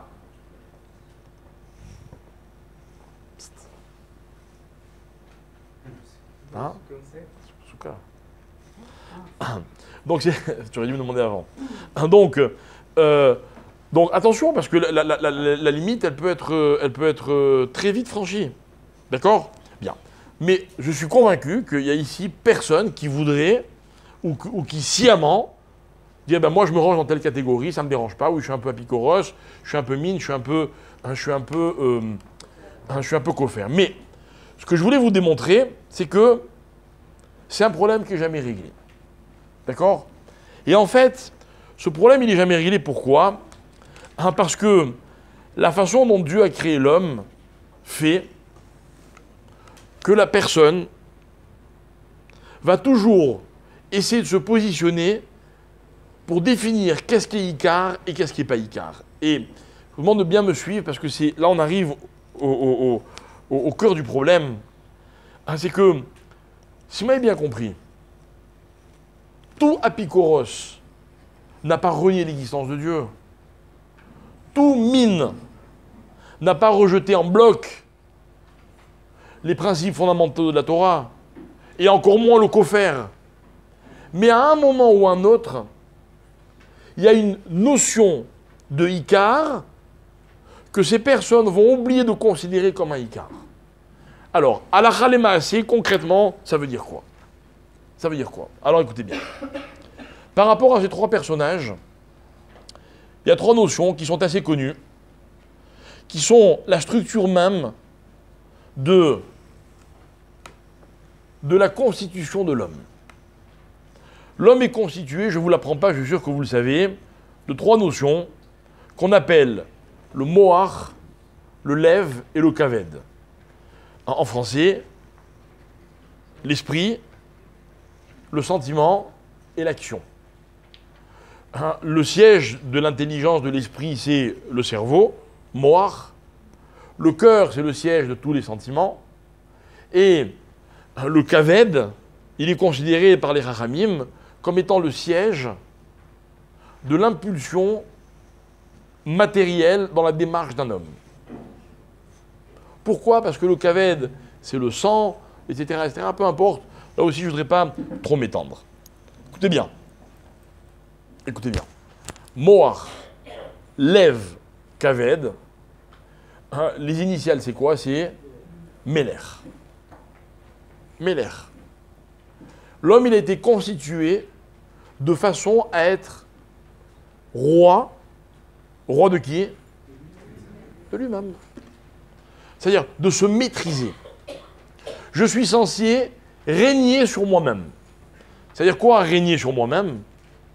C'est-à-dire que tant que je maîtrise la situation, c'est moi qui décide. Je suis un roi. Un roi dans la Torah, c'est celui qui décide, qui commande. C'est pour ça que de nos jours, il n'y a plus de roi sur la Torah. Il n'y a pas aujourd'hui un homme qui commande. Un Meler, la définition selon les Chachamim, c'est quoi? C'est celui qui a le droit de vie ou de mort sur qui il veut. Voilà pourquoi dans la Torah, on choisissait les rois avec tellement de minutie. C'est d'ailleurs Hachem qui les choisissait. Maintenant, vous prenez le mot Meler et vous le lisez à l'envers. Quel mot vous obtenez? Hein? Les Chalem. C'est quoi les Chalem? Climat. Climat, c'est destruction. C'est-à-dire qu'une personne qui ne fonctionne pas selon l'ordre des choses, Moar, Lev, Kaved, réflexion, sentiment, action, il va droit dans le mur, il va vers la destruction. Je voudrais expliquer, mes chers amis, cette notion. Je voudrais qu'on comprenne, vous savez, dans la vie, pour ne pas commettre d'erreur, quand vous achetez un appareil, il faut lire le mode d'emploi. Comme moi, je suis sûr que vous avez tous acheté des appareils, ok, vous avez survolé le mode d'emploi, en 4 secondes, en disant, ouais, c'est bon, je connais, d'accord, et puis un jour, vous l'avez regretté. Le petit truc, vous avez forcé, et puis tac, vous avez cassé un petit plastique, purée, vous n'avez pas lu qu'il fallait en fait... bref, vous voyez, il y a un mode d'emploi. Le mode d'emploi, c'est l'ordre. L'ordre, le seder. Le seder, c'est Moach Lev Kaved. Moach Lev Kaved, ça nous ramène à ce qu'on appelle le Ikar. Alors, je vais essayer d'expliquer. Moach Lev Kaved, c'est la chose suivante. Il y a des gens intelligents dans la salle? Ouais, non. On est mal barré, hein. Parce que ce que je vais dire, c'est réservé aux intelligents. Ok? Mais vraiment, il faut bien me suivre. C'est quoi l'intelligence? C'est quoi l'intelligence? L'intelligence, écoutez bien. Beaucoup pensent que l'intelligence, c'est être capable de tout comprendre. C'est faux et archi faux. Ça n'existe pas de tout comprendre. Je donne toujours un exemple. Moi, vous avez un élève à l'école, un enfant, il est bon en maths, nul en langue. Il est idiot ou il est intelligent? Il est intelligent. Et pourquoi en langue il est nul? Parce qu'il a une forme d'intelligence qui lui permet de comprendre certaines choses et pas d'autres choses. Et vous savez qu'est-ce qui fait que l'intelligence se développe? C'est la connaissance. Il y a des gens, s'ils le font, ils sont très intelligents, mais comme ils ne connaissent rien, leur intelligence, écoutez bien, je ne vais pas dire qu'elle n'est pas exploitée, elle n'est pas intelligence. Je ne sais pas comment ça s'appelle.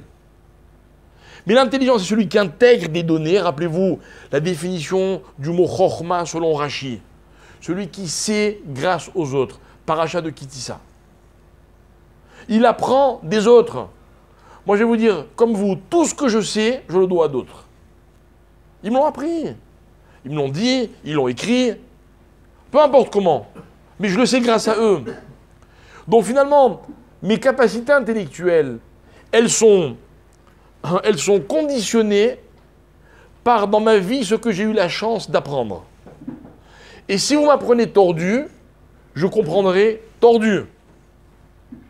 Si vous m'apprenez droit, je comprendrai droit. Vous n'imaginez pas la responsabilité de celui qui enseigne.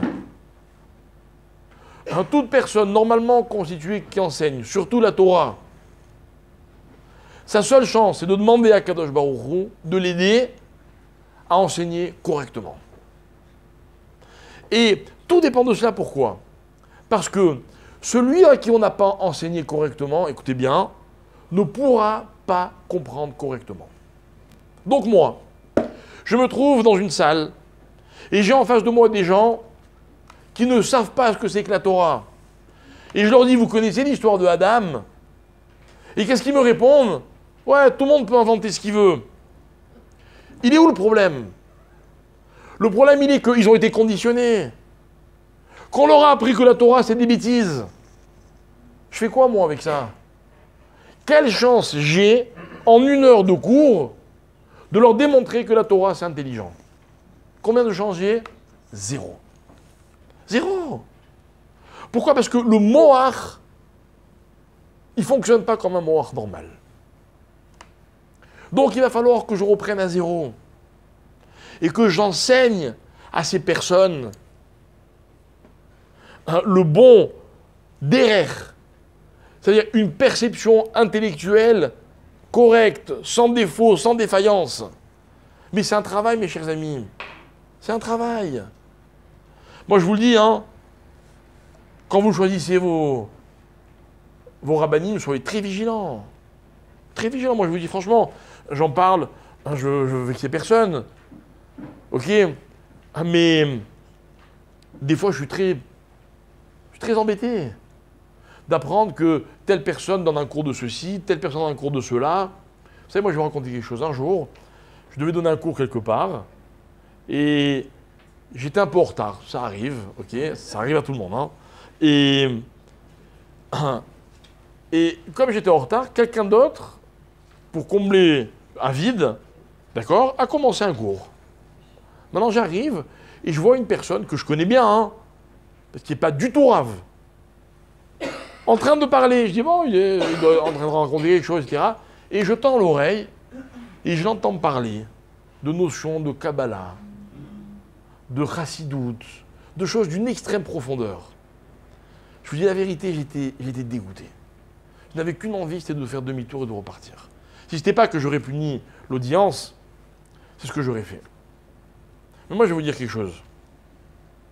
Pour moi, vous savez ce que c'est un rave? Quelqu'un qui est capable d'enseigner la Torah, et c'est pas Chas v'Shalom que je me considère comme tel. Mais moi, je suis passé par cette étape. C'est quand un jour, un autre rave beaucoup plus grand et beaucoup plus âgé que moi m'a dit « Maintenant, tu peux enseigner la Torah ». Vous savez, moi, je vais raconter quand j'avais 14 ans. J'avais des amis qui étaient dans notre sphère, pas 14, j'exagère, 16 ans. Et notamment, j'avais quelques amis qui étaient déjà en fac, ok, à l'université. Et un jour, ils sont venus me dire, viens, on étudie. Ok, moi, ça m'enchantait. On avait prévu d'étudier un soir par semaine. Et moi, tout fier, je viens raconter à mon père, qui donnait des cours à longueur de journée, papa, tu sais, moi aussi, je vais donner un cours, machin, etc. Et là, au lieu de m'encourager, il me dit, on n'est pas question. On n'est pas question.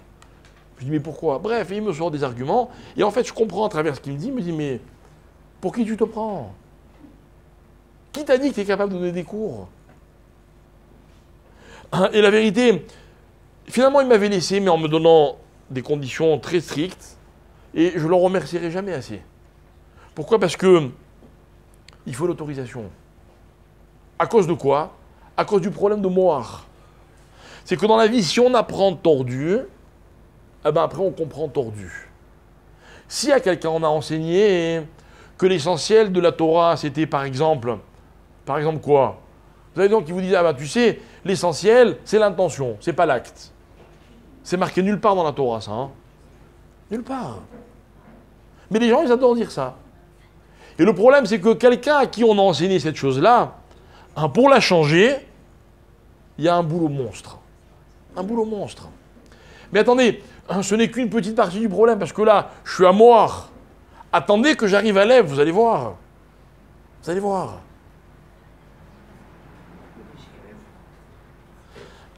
Madame, c'est où on a froid, ou on s'endort. D'accord? Il n'y a pas de juste milieu. Ok? Alors écoutez bien. Le Rav, il continue et il dit, l'étape d'après Moar, c'est Lève. Lève, c'est quoi? Lève, c'est le sentiment. C'est le siège du sentiment. D'accord? Alors, on va essayer de définir quel est le rôle des sentiments dans le quotidien de la vie d'un homme. Je ne parle pas de j'aime telle personne, j'aime ma femme, j'aime mes enfants, j'aime mes parents, non. Je ne parle pas de l'amour relationnel ou passionnel ou ce que vous voulez. Le sentiment, mes chers amis, écoutez bien, le sentiment, c'est ce qui est à l'origine de la plupart de mes choix dans ma vie. Ok? Je ne parle pas que de choisir son conjoint, je parle de choisir d'être religieux, d'aller dans telle synagogue, d'aller dormir ou d'aller étudier la Torah, de manger cachère ou de ne pas manger cachère, ou bien quand j'ai décidé de manger cachère, telle cacheroute ou pas telle cacheroute. Tout ça, c'est des choix en permanence. Mais soyons honnêtes, qu'est-ce qui fait choisir une personne? C'est-à-dire que dans la plupart des questions que je me pose, il y a des paramètres, par exemple des paramètres intellectuels. On m'a dit que ça c'était bien, on m'a dit que ça c'était moins bien, on m'a dit que ça c'était mieux. En fonction de ça, je vais établir des choix. Mais mes chers amis, à la finale, ce qui va vraiment déterminer mon choix, c'est mon cœur. De quoi, au fond de moi, j'ai envie. Vous avez remarqué comme souvent dans la vie, on a fait un choix et quelqu'un nous le reproche. Et qu'est-ce qu'on fait, nous? On défend nos choix. Vous m'apportez des arguments, il faut absolument que je trouve des contre-arguments. Pourquoi? Parce que c'est ce que j'ai choisi, j'ai envie que ce soit bien. Et le problème de l'envie, mes chers amis, il est déterminant dans tout ce que je choisis. Alors, écoutez bien. On a souvent assimilé la notion de liberté par rapport à la façon dont un homme peut faire les choix ou pas. on nous a appris, dans le monde occidental, que être libre, c'est pouvoir choisir. Et plus je peux choisir dans ma vie, et plus je suis libre. Ok? Eh bien, je suis venu réfuter cette idée complètement. Parce que la liberté n'a rien à voir avec les choix qu'on peut faire dans sa vie. Parce que finalement, dans la vie, il y a très peu de choses que l'on choisit vraiment. Vous savez pourquoi? Parce que quand, intellectuellement, j'ai intégré ce qui était mauvais, ce qui pouvait avoir des conséquences négatives, ce qui pouvait nuire à ma santé, à mon intégrité, à ma place dans la société, il me reste quoi comme choix? Très peu. Par exemple, voilà, moi je suis un juif à qui on a toujours appris qu'il fallait par exemple observer le Shabbat. Est-ce que je suis libre, moi, de choisir si je fais Shabbat ou pas? Vous imaginez, moi maintenant, moi, je suis rabbin, vous imaginez de ne pas faire Shabbat, franchement? C'est-à-dire que même si j'ai envie de le décider, je peux pas. Je peux pas. Quelqu'un me fait confiance, je lui suis redevable, et je me dis, tiens, je vais le voler. Je peux pas faire une chose pareille. Pourtant, j'en meurs d'envie. Mais, vous comprenez, c'est l'ami de mon voisin, ou c'est le beau-frère de ma tante, ou je ne sais pas quoi. Je ne peux pas faire une chose pareille. Ça va me causer trop de dégâts.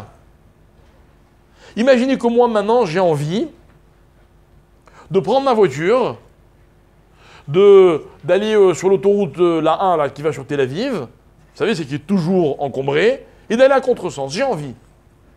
Je peux le faire. Est-ce que je suis libre de faire cette chose-là? Mais pas du tout. J'ai une espérance de vie de quelques secondes, Chas v'Shalom. Donc je ne peux pas le faire. J'ai pas envie, ou je ne peux pas avoir envie de traverser sans regarder, de mettre ma main dans le feu. Ce n'est pas des choix que je suis libre de faire. Alors elle est où la liberté? Et là, les Khamim, ils expliquent la chose suivante. Ils nous disent, en fait, le moach, il intègre des notions. Et en fonction de ces notions, le lève, le cœur, il va ressentir des envies. Mais ces envies, elles sont conditionnées par les notions intellectuelles que j'ai intégrées. Donc, attention. Mais ça, c'est quand un homme il marche à contresens. C'est-à-dire que la nature, comment dire, le comportement trivial d'une personne, c'est quoi? C'est de se laisser aller à ses envies. C'est que mes envies, elles conditionnent mes réflexions. Mais si c'est comme ça, c'est une catastrophe. Une catastrophe. J'ai envie de penser que ça c'est bien. Je vais me convaincre que c'est bien. Mais si j'ai appris que c'était mal, je ne peux plus avoir envie d'autre chose. Vous comprenez? Et une fois que j'ai intégré intellectuellement et donc j'ai conditionné mes envies, alors mes actes, eh bien, ils vont suivre. Alors si vous m'avez bien suivi, mes chers amis, j'ai expliqué en quelques phrases, peut-être un peu beaucoup de phrases, parce que ça fait 1 heure qu'on est là-dessus, la notion de Ikar. Le Ikar, mes chers amis, c'est quoi? Le Ikar, c'est cette notion qui, à un moment, va être décisive pour la suite. Pour la suite. Ça veut dire comme ça, qu'une fois que j'ai défini qu'une chose, elle était Ikar, eh bien, tout le reste va suivre selon cette décision et selon ce principe. Mais moi, je ne suis pas toujours en mesure tout seul de décider ce qu'est Ikar dans ma vie. Alors la Torah, elle me dit comme ça, Dixit, le Rambam, il y a 13 principes qui sont fondamentaux. Une fois que tu as intégré cela, tu peux faire ce que tu veux.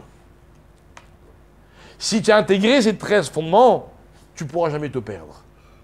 Mais s'il y a un de ces fondements que tu remets en question, eh bien c'est tous les choix de ta vie qui peuvent être malheureusement déréglés. Voilà pourquoi dans la vie, dans la Torah, mes chers amis, il y a des avérotes qui sont plus graves que d'autres. Je vais expliquer. Tuer, pourquoi c'est grave? C'est pas seulement parce qu'il y a une personne en moins dans le monde. C'est parce qu'une personne, quand elle tue, tout son côté humain n'est plus le même. Ne sera plus jamais le même. Il a détruit quelque chose en lui. Donc c'est une avéra qui est fondamentale. La Avodah Zara, c'est une avéra qui est fondamentale. Pourquoi? Parce que dans sa relation avec Hachem, il aura définitivement détruit quelque chose. L'inceste ou l'adultère, elle est une avéra fondamentale. Parce qu'il y a une des valeurs primordiales de la vie qui ne va plus exister chez cette personne. Et d'ailleurs, on va en parler un peu plus tard dans la Gemara. Et rappelez-vous ce que dit la Gemara. Celui qui dit du Lachon Hara, c'est comme s'il avait commis les 3 fautes à la fois. Icar du Icar, la façon de parler dans la vie. Ok? Et donc ça aussi, on va l'expliquer à travers la Gemara que nous allons étudier. En tout cas, je voulais que vous intégriez avec moi cette notion, à savoir de savoir que il y a des choix, il y a des bases qui sont déterminantes. Vous savez, tous les grands Chachamim le sont devenus parce que depuis leur plus jeune âge, ils ont étudié la Torah. Voilà, prenons maintenant un exemple concret. On a des enfants, ok? Les enfants, on va les élever, on va les éduquer, on va les aiguiller, n'est-ce pas? Alors je vous pose une question. Quelle est la première chose qu'un enfant doit savoir? Non, ça ne suffit pas. Je ne dis pas quelle est la première chose qu'on lui apprend à dire quand il est petit. Non, non. Dans sa constitution, il va aller à l'école, il va apprendre, il va se développer. Ok? Vous savez ce que c'est l'école? L'école, c'est le début de l'apprentissage. L'enfant, son cerveau commence à se former quand il rentre à l'école. Alors, question, c'est quoi le Icar? On veut que dans le mohar de notre enfant, il y ait quoi? Premier choix qu'on doit faire pour nos enfants. Il est terrible ce choix. Terrible. Moi, je me rappelle une phrase que mon père disait toujours à la Shalom. Il disait, il faut commencer par étudier la Torah. Parce que quand on a étudié la Torah, après, on peut encore étudier tout le reste. Mais quand on a étudié le reste, après, c'est beaucoup plus difficile d'étudier la Torah. Quand on a formé son mohar correctement selon la Torah, tout le reste peut trouver sa place. Mais si on a commencé à l'envers, alors comme tu avais dit tout à l'heure, quand on fait passer le cœur avant le mohar, ok, on a tout déréglé. On est dans le méler à l'envers, on est dans la destruction.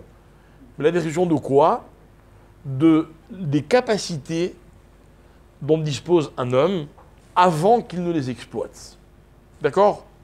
Donc voilà la première idée, enfin pas la première idée, mais la première partie de mon cours, c'était donc un petit peu une introduction. Je voulais qu'on définisse cette notion de Icar. Celui qui dans la vie considère qu'il n'y a pas de Icar, que les choses elles sont ce qu'elles sont, et qu'il n'y a pas de raison de dire que ceci est plus important que cela, il commet une grave erreur. Et surtout, il se prive de la capacité de faire des choix de façon complètement objective. Vous voyez, l'objectivité n'existe, selon la Torah, que quand notre esprit, il est formé à l'objectivité. Donc l'objectivité, ce n'est pas un état neutre, c'est quand le cerveau il a déjà intégré les éléments de base que sont notamment les Ikarim. Maintenant que vous avez intégré ça, on peut passer à la phase 2. Ok? Ah, mais je ne sais pas, j'attends de voir ce qui se passe là-haut. Ils sont censés nous interrompre. Ouais, on va leur dire qu'on on veut savoir l'urgence. Je suis un peu inquiet là, ça fait 2 heures qu'ils disent. Non, mais il y a 7 interruptions à faire, alors... Bien. Alors maintenant, on va prendre la page numéro 1. Donc vous avez vu au milieu de la page, j'ai souligné le mot Tanoura Banan. Et en fait, à partir de ce passage, de ces 2 points, la Gemara, elle va développer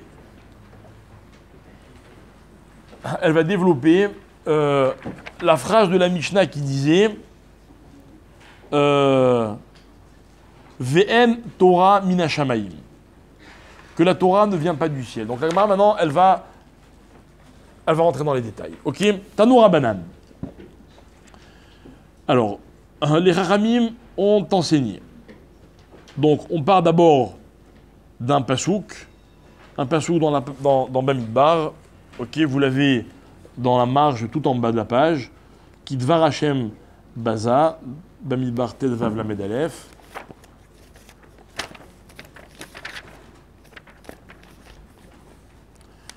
Donc dans la paracha de Shlach Lecha, la Torah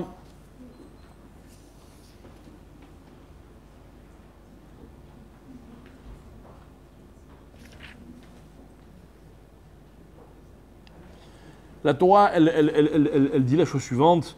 Elle parle d'un certain nombre de fautes que les hommes peuvent commettre, etc. Et elle dit comme ça. Ki dvar Hashem baza, ve'et mitzvato efar, ikaret tikaret anefeshayi avona ba. C'est la dernière partie, laisse-les faire qu'on a encore le temps. Quand on va faire une pause. Non, c'est pas comme ça. Je dis ça. Ouais.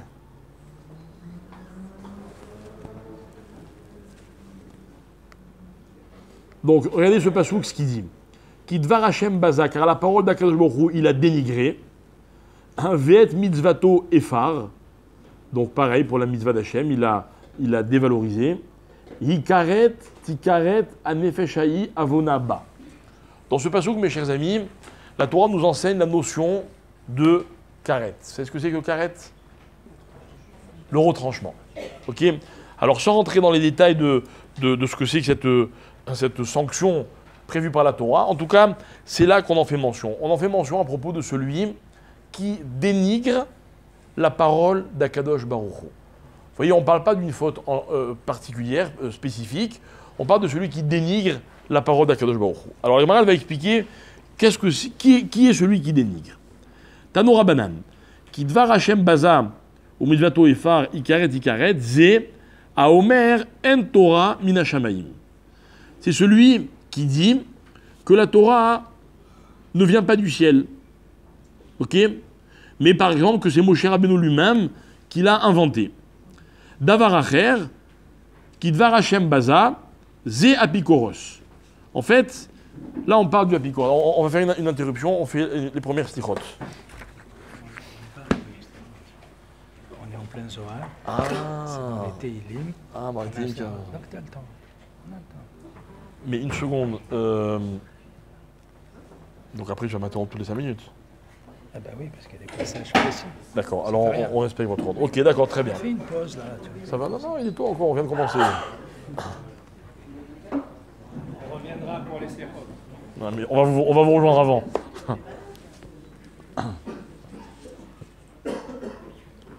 Alors.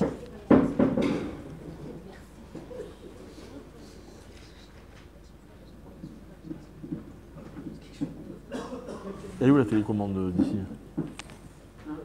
Elle est où la télécommande d'ici? D'accord. Arrête là-bas. Voilà. Non, c'est bien comme ça. Il y a une zone sans clim pour ceux qui veulent et une zone avec clim pour ceux qui veulent. Ok? Voilà. Alors la Gemara continue, elle dit Davar acher, dvar Hashem baza, ze apikoros. Donc on a expliqué tout à l'heure ce que c'est qu'un apikoros. La Gemara continue, elle dit Davar acher, ki dvar Hashem baza, ze amegale panim batora. Ok? Amegale panim batora, ça veut dire quoi?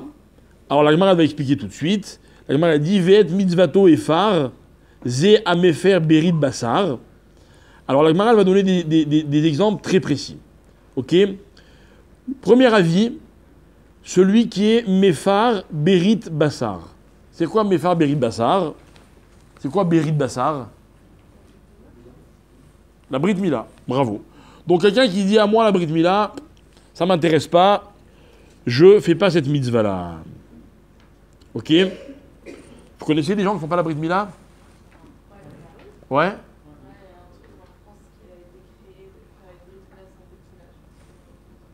Non mais il y a une brite au moins. Et bien moi la personne qui m'a dit tu peux inventer ce que tu veux, à un moment du cours j'ai rapporté la misa de la Mila et elle m'a dit ah bah non, non on fait pas ça. Hein. Mère de famille, hein. D'accord? Donc ça existe.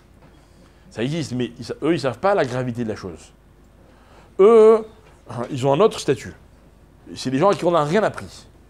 D'accord? Mais quelqu'un qui connaît l'importance de la chose et qui considère qu'il n'a pas envie de la faire, alors lui, la Gemara dit, c'est ça, mitzvato efar.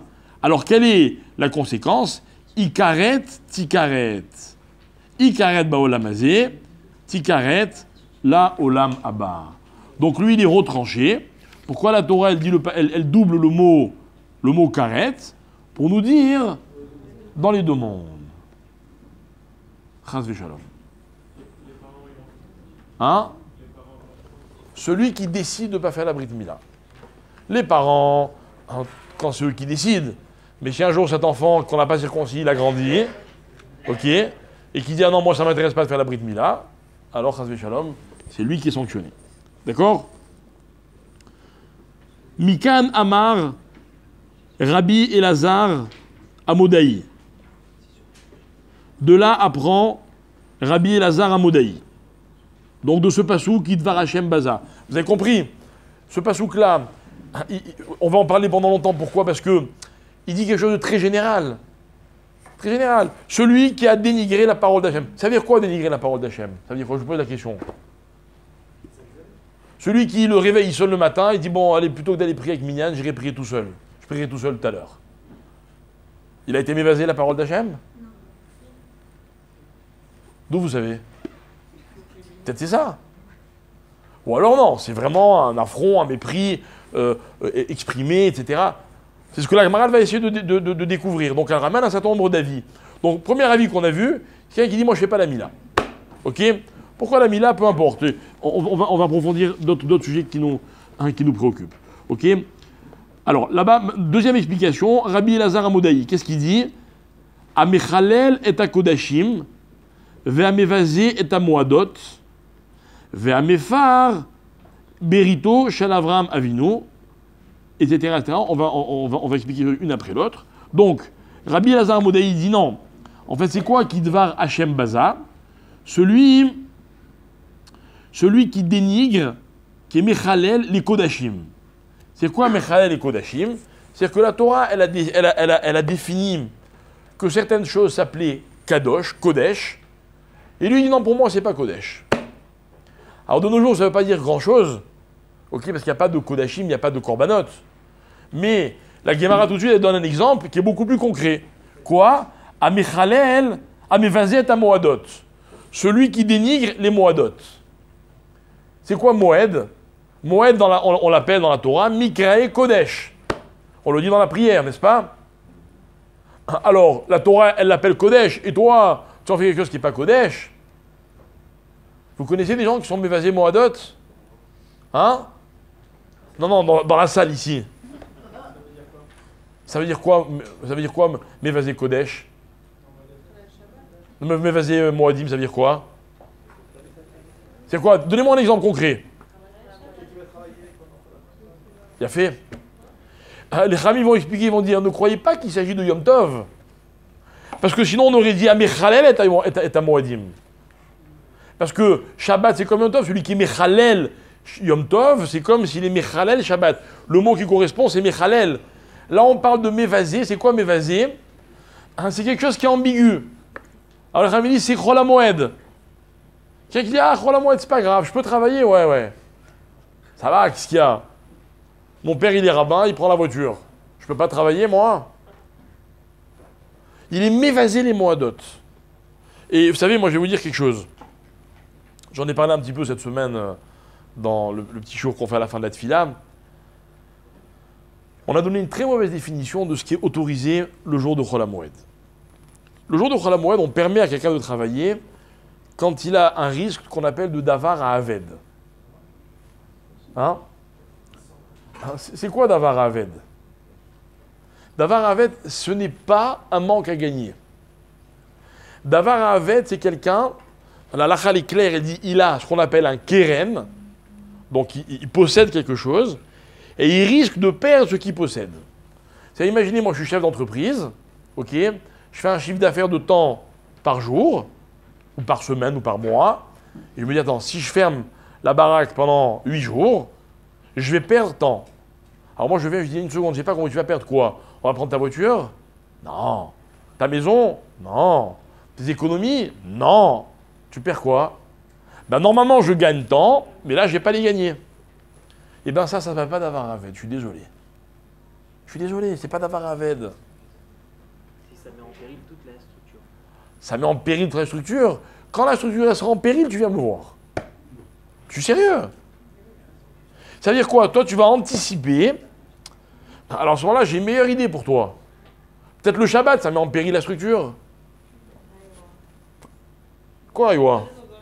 Mais il y a une tonne de commerçants en France qui lui disent ah non, fermer Shabbat, je peux pas, c'est impossible. Impossible. Moi, j'en connais plein des commerçants comme ça. Hein, mais si la Torah, elle te l'interdit, elle te l'interdit. Vous croyez vraiment que Akadosh Baruch Hu, il va imposer des fêtes et que ça va appauvrir le peuple juif? Vous savez ce qu'a dit la Gemara? Je ne sais pas si on va y arriver un peu plus loin, mais comme je la kiffe trop cette phrase, la Gemara dit un peu plus loin, elle dit celui qui a à manger aujourd'hui, mais qui se fait du souci pour ce qu'il va manger demain, il est mes katné amana. Un katné amana, c'est ceux qui ont une toute petite émouna. Mais alors, attention, la phrase elle est ambiguë. Parce qu'on ne peut pas dire qu'il n'a pas de émouna. On ne peut pas dire qu'il a la émouna. Alors on l'appelle la petite émouna. Mais il ne peut pas dire qu'il a émouna. Pas possible. Et le problème, c'est quoi? Pourquoi on dit que Mévazé est à Moadot, c'est Dafka Chola Moed? Parce que comme on peut trouver toutes sortes de raisons pour nous permettre ceci ou cela, alors la probabilité d'être Mévazé, elle est beaucoup plus grande qu'à Yom Tov. Yom Tov, il n'y a pas de problème. Tout le monde sait que c'est interdit. Pas une question. Et si Yom Tov il durait 8 jours, vous feriez quoi? Ceux qui travaillent, je ne sais pas s'il y en a ici, je ne croisais aucun regard, etc. D'accord? Vous feriez quoi s'il y avait Yom Tov 8 jours? Vous ne poserez pas de questions. On ne se poserait pas de questions. Hein. C'est un sourd. Les coudins. Moi, je connais plein de structures qui sont écroulées au mois d'août, par exemple. Mais bon, comme c'est les vacances, là, c'est pas Kodesh. C'est Kodesh. Vous voyez? Les gens, ils vont en vacances. Et ils se mettent en danger. D'accord? Donc, Mévazet à Moadot, c'est Kidvar Hachem Baza. Je suis sympa, je vous fais le cours dernier jour de Chol HaMoed, j'aurais pu le faire en début de semaine. Ok. Ensuite, à Mefer, Berito Shalavram Avinu. Alors, le thème Mefer, il est un peu ambigu aussi. Et l'ambiguïté, vous savez, dans la halakha, elle est problématique. Pourquoi? Parce que l'ambiguïté, c'est la porte ouverte à toutes sortes d'interprétations. Ok? Alors, Mefer Berito Shalavram Avinu, c'est deux choses. D'abord, je voudrais dire une chose, c'est qu'il m'est arrivé d'entendre que les gens expliquent Dvar Hashem Baza, c'est celui qui fait n'importe quoi avec sa Brit Mila, si vous voyez ce que je veux dire. Il a un comportement un peu léger. J'ai cherché, c'est marqué nulle part. Donc déjà, c'est pas ça Dvar Hashem Baza, ça c'est beaucoup plus grave, d'accord? C'est autre chose. Maintenant, Mefer Berito Shalavram Avinu, ça veut dire quoi? Ça veut dire que, pour lui, l'ordre que Abraham Avinu, il a reçu n'a pas d'importance. Ah, mais il ne peut pas ne pas faire la Brit Mila. Alors, et c'est je crois que ce que j'ai voulu dire tout à l'heure, madame, c'est que on l'a fait, mais on l'a fait mal. On l'a fait, mais on l'a fait mal. D'accord? Et je ne sais pas si vous connaissez la technicité du geste de la Brit Mila. Moi, j'étais aux premières loges il y a encore quelques jours quand j'étais Saint-Dac, le premier jour de Sukkot. C'est-à-dire que le Moël, non seulement il enlève, il sectionne le prépuce, mais après il doit retourner la chair. D'accord? Et cette chair, quand on retourne, elle pose problème pour différentes raisons, etc. Donc on dit, alors, on enlève le prépuce, mais on ne retourne pas la chair. Alors les Chachamim disent, c'est ça, Mefer Berito Shalavram Avinu. D'accord? C'est que si demain on veut vérifier qu'ils sont juifs, oui, ils n'ont pas le prépuce, d'accord. Mais comme on n'a pas fait complètement la Mila selon toutes les halachot, alors ça s'appelle Dvar Hashem Baza. Baza, vous voyez? Baza, c'est base, c'est, comme on dit en français, ok? C'est que c'est pas si important. C'est pas qu'on fait pas du tout, mais on fait à notre manière à nous. Ok? L'Aïma, elle continue. Et elle dit comme ça, Amegale Panim Batora Shelo Ka'alacha. Ok? Ça veut dire quoi ça? Megale Panim Batora Shelo Ka'alacha, c'est quelqu'un qui se permet de donner des explications sur la Torah, des explications personnelles. Moi, il me semble que la Torah, elle a voulu dire ceci, elle a voulu dire cela. Ah, moi, je ne suis pas d'accord quand on dit comme ça. C'est pas comme ça que je comprends du tout. D'accord? Par exemple, les gens qui vous disent ah, Kacher Rabbanout, Kacher Mahadrin, Kacher Mahadrin Mina Mahadrin. Ah, Akol Shtuyot. Genre, le gars, il connaît rien. Il connaît même pas la différence. Non, mais c'est vrai, genre, ils connaissent pas la différence. Mais il leur semble que Mégalé, Panim, Batora, Sheloka, Alacha. Ils connaissent pas. Ils savent pas. Comme je dis toujours, l'injustice qu'il y a entre un médecin et un rabbin. Quand quelqu'un va chez le médecin, tout ce qu'il dit, c'est Kodesh Kodeshim. C'est normal, il a fait 15 ans d'études, ou je sais pas combien, peu importe, ok. Le rabbin, il a fait 20 ans de yeshiva. Mais ce qu'il dit, tout le monde peut discuter. C'est un problème, il faut faire attention. Alors quand c'est des discussions philosophiques, intellectuelles, j'ai pas de problème. Mais quand c'est pour la halacha, on peut pas discuter. Et moi, je vais vous dire quelque chose, et ceux qui se sentent visés, tant mieux pour eux. Moi, j'ai une grande admiration, mais vraiment une admiration sans limite, pour les gens qui, quand ils entendent une halacha, ils la font au pied de la lettre. On m'a dit que c'est un sourd, point. Alors il faut faire ça, je le fais, Nekuda. Ils ont trop peur d'apporter une interprétation personnelle, donc peut-être erronée, donc ils prennent ce qu'on leur dit au pied de la lettre. C'est comme ça qu'on doit étudier la Torah. Et désolé. Mais vous savez, ce qui est bien dans la Torah, c'est qu'on n'a jamais empêché quiconque de comprendre. Voilà, Chazak. Seulement, il ne faut pas être paresseux. Mais Adrim, Minamadrim, moi un jour, j'étais à Natania, je me rappelle, je donnais un cours à des dames, il y avait pas mal de monde, j'avais préparé un cours et tout. Et le sujet a glissé, au début du cours, avant que je commence,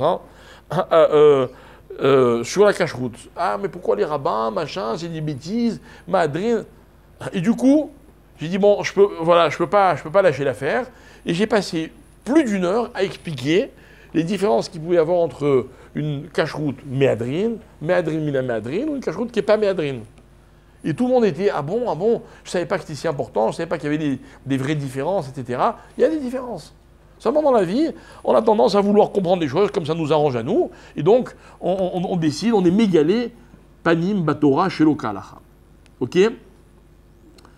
Après, je reviens sur la notion de karet, parce que j'ai oublié, j'ai sauté, je voulais vous expliquer ce que c'est karet. D'accord, mais je reviens dans un instant. La Mishnah, la Gemara continue, elle dit, va malbin, pene chavero, barabim. Ouais. Alors écoutez bien. Alors, on finit la phrase parce qu'elle vaut la peine. Donc tout ça, tout ce qu'on a étudié, je répète, Mechalet Akodashim, d'accord, Mevazet Amoadot, celui qui dénigre les fêtes, Chol HaMoed, Mefer Beredosh al Avram Avinu, bon, ça nous concerne moins, Megale Panim Batora Sheloka Alacha, ça nous concerne tous, Malbim Penechavero Barabim, on voit dans un instant, celui qui fait honte à son prochain en public, regardez ce qu'a dit la Gemara, Afalpi Sheesh Biado Torah Vemaasim Tovim, Enlo Chelek Leolam Abba. D'accord? C'est moi je vous donne un conseil, hein. Avant de travailler à Chol HaMoed, demandez bien à Rav si vous avez le droit de travailler ou pas. Non mais c'est vrai. Faire très attention. Enlo Chelek Leolam Abba. Même s'il a étudié la Torah et qu'il a plein de mitzvot, etc., etc. Alors, on va y revenir. D'abord, je voudrais m'arrêter sur Malbim Penechavero Barabim. Donc regardez bien. Celui qui fait pâlir le visage de son prochain Barabim en public. Ok? Ça vous est déjà arrivé? J'attendais la question. D'avoir honte ou de faire honte? À mon avis, les deux. Je pense les deux. Je pense les deux parce que très souvent, on ne se rend pas compte. Une petite plaisanterie, un machin, etc. Hop. Pourquoi c'est si grave? Pourquoi c'est si grave de faire honte en public? Évidemment, à part dans le cas où quelqu'un il est vraiment profondément méchant. Vous voyez, il veut détruire l'autre. Là, je comprends. Mais des fois, des plaisanteries, des machins. On s'excuse, on demande pardon, l'autre dit bon, ok, je t'excuse, machin. Pourquoi c'est tellement grave? Pourquoi c'est si grave? Où il a tué? Je préfère qu'on te fasse rougir ou qu'on... Il n'y a pas de comparaison. Mais je te pose une question, moi tu sais, je suis très concret. Il me demande à un père ou à une mère, est-ce que tu préfères qu'on fasse honte à ton fils en public ou qu'on le tue? Qui va te répondre? Il n'y a même pas de question. Donc tu vois que ça n'a rien à voir. C'est pas, ce que tu dis, c'est vrai, c'est marqué, mais je veux comprendre. Pourquoi on dit c'est comme s'il avait tué? Quel tué?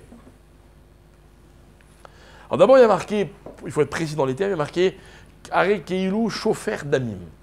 Alors il y a une explication très simple qui est super connue, c'est que quelqu'un qui a honte, son sang quitte son visage.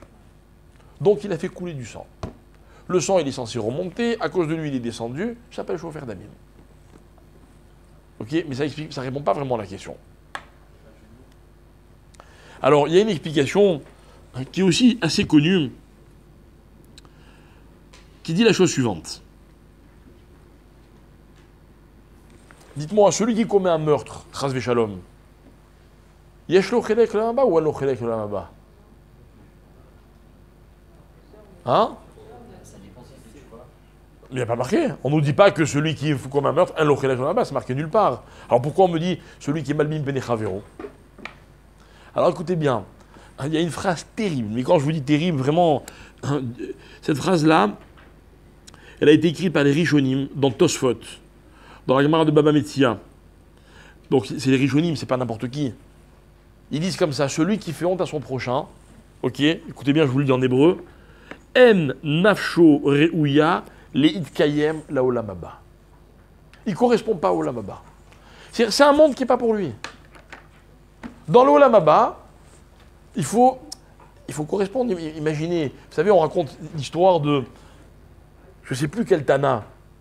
Il avait demandé à ce qu'on lui fasse des, comment on appelle les habits mortuaires là, les ouais, c'était pas un linceul, c'était une tenue qu'on met aux morts. Il a demandé à ce qu'on lui fasse une tenue grise. Alors ses élèves lui ont dit pourquoi grise? Il a dit parce que là-haut, je ne sais pas si je vais être avec les tzadikim qui portent tous des tenues blanches ou avec les rishaïm qui portent des tenues noires. Et si j'ai une tenue blanche et que je suis chez les rishaïm, j'aurai honte. Et si j'ai une tenue noire et que je vais chez les tzadikim, j'aurai honte. Alors faites-moi une tenue grise. Vous voyez, entre gris clair et gris foncé, comme ça, j'aurai pas honte que ce soit là ou là. Ça veut dire quoi, ça? C'est-à-dire que quand on arrivera dans l'Olamaba, mes chers amis, à part de gagner sa place, il faut être accepté, quoi. On ne peut pas faire tâche dans l'Olamaba. Ici, vous pouvez faire tâche. Vous pouvez venir par exemple, à la synagogue, par exemple, je ne veux pas mettre mal à personne, ok, habillé comme vous voulez, d'accord? Vous pouvez. On va peut-être vous rigoler de vous, bon ok, le caracloum, mais dans l'Olamaba, c'est pas possible. Ah, alors pourquoi celui qui fait honte? Pourquoi celui qui fait honte? L'aura houille. Alors, je vous ai posé une question il y a un instant, n'est-ce pas? Je vous ai demandé, mais pourquoi c'est si grave? Hein? Eh bien, écoutez bien, mes chers amis, c'est cette question qui est grave. C'est-à-dire que faire honte à quelqu'un, on n'arrive pas à comprendre à quel point c'est grave. Et comme on n'arrive pas à comprendre à quel point c'est grave, on n'a aucune chance de faire une vraie teshuva. Celui qui a commis un meurtre, il n'y a pas d'ambiguïté. Vous savez, j'ai déjà raconté dans mes cours qu'il m'est arrivé d'aller voir des prisonniers en prison. Et un jour, j'ai donné un show dans une prison, il y avait beaucoup de monde. Et malheureusement, quelqu'un m'a raconté, il m'a dit, tu vois la personne là-bas? Et je vois un monsieur avec une barbe, une belle kippa, vraiment, qui avait l'air vraiment respectable, quoi. Il m'a dit, tu vois, lui, il a commis un meurtre, il y a 20 ans ou 30 ans. Il a poignardé quelqu'un, il a fait remonter le couteau jusqu'à la... Enfin bref, une horreur. Une horreur. Non, à l'époque, il n'avait pas la barbe. Alors j'ai posé la question. On m'a dit, non, ça fait 30 ans qu'il est là, il a monté les échelons, et en fait, c'était un gaffe, c'était une division spéciale pour les religieux, etc. Mais le Rav de la prison m'a expliqué que, à l'origine, c'est pas pour les religieux, souvent c'est pour ceux qui deviennent religieux en prison. Maintenant, il y a souvent des gens qui deviennent religieux en prison. Moi, je me rappelle un jour, on m'a demandé de témoigner dans un procès pour un autre cas, quelqu'un qui était aussi en prison, et il est arrivé avec une très belle kippa et tout, et la juge, elle s'est énervée, elle a dit « Ouais, j'ai l'habitude. À la première audition, ils sont normaux, à la deuxième, ils ont tous une kippa sur la tête et des tzitzit qui dépassent. Je connais. Tu vas pas me faire croire que tu as fait tes chouvas, machin, etc. » Bref, je peux la comprendre. Ok, mais là, quelqu'un, je pense avoir vu quelqu'un dans lequel j'ai vu dans son regard, écoutez bien ce que je vous raconte, une souffrance que j'ai jamais vue ailleurs. Jamais. J'avais raconté à ma famille, je leur avais dit que la souffrance qu'on peut voir dans cet endroit-là est une souffrance qui est bien pire que toutes celles qu'on voit, l'Oalim dans les maisons de deuil, dans les hôpitaux, ça n'a rien à voir. Rien à voir. Et ce monsieur, je pense que, en tout cas extérieurement, ressemble à quelqu'un qui a fait une vraie teshuva. Il a fait quelque chose d'incroyablement grave. Et je pense qu'il a fait une teshuva à la hauteur de la gravité de ce qu'il a fait. D'accord? Mais je ne pense pas qu'il existe une personne qui ait fait honte à une autre personne et qui le regrette autant que celui dont je viens de vous parler. C'est pas possible. Et la Gemara, elle dit, et c'est pour ça que dans l'Olam Haba, il n'a pas sa place. Que qu'on est fauté, c'est une chose. Mais pour avoir sa place dans l'Olam Haba, il est impératif de regretter sa faute. Et quand vous avez des petits rabbins qui viennent et qui disent « Mais je ne comprends pas, pourquoi celui qui fait honte, il n'a pas... Pourquoi c'est si grave ?» C'est ça le problème. C'est qu'on se demande pourquoi c'est si grave.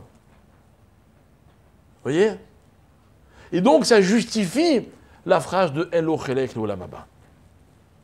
Alors, avant de faire notre hafsaka, je voudrais juste expliquer une chose. C'est... Qu'est-ce que c'est que karet? Karet, vous savez que c'est une sanction qui est réservée, si je peux dire, à certaines avérotes. Ok? Vous connaissez des exemples de avérotes de karet? Chametz à Pessah, bravo. Celui qui mange du chametz à Pessah ou celui qui mange à Kippour. Vous connaissez d'autres exemples? Hein? Nida. Un couple qui ne respecte pas la Nida. Ok? Donc c'est grave. Karet, c'est quoi? Alors, il y a trois explications sur ce que c'est que karet. Première explication, il quitte ce monde prématurément. Deuxième explication, il n'a pas le droit au monde futur. Troisième explication, il quitte ce monde sans avoir eu d'enfant. Ok? Oui, pardon, il a des enfants et il perd, Dieu préserve ses enfants. Ok? Maintenant, le texte, à propos de Dvar Hashem Baza, que je vous ai eu tout à l'heure, qu'est-ce qu'il dit? Il dit Hikaret, Tikaret. Vous vous rappelez? Je reprends le verset.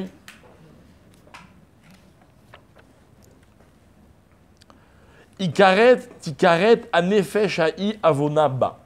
Donc, la Gemara a demandé pourquoi on dit Hikaret, Tikaret, une fois Baolam Hazé et une fois Baolam Haba. Donc, ça veut dire qu'apparemment, celui qui est passible de Dvar Hashem Baza, donc de ce fameux dénigrement, il reçoit quelle karet? Les deux karettes. Mais à Olam Hazé ou mais à Olam Haba, c'est gravissime. D'accord? Alors, le Rambam, il dit quelque chose qui va vraiment nous sauver la vie. Ok? Le Rambam, il dit comme ça. Le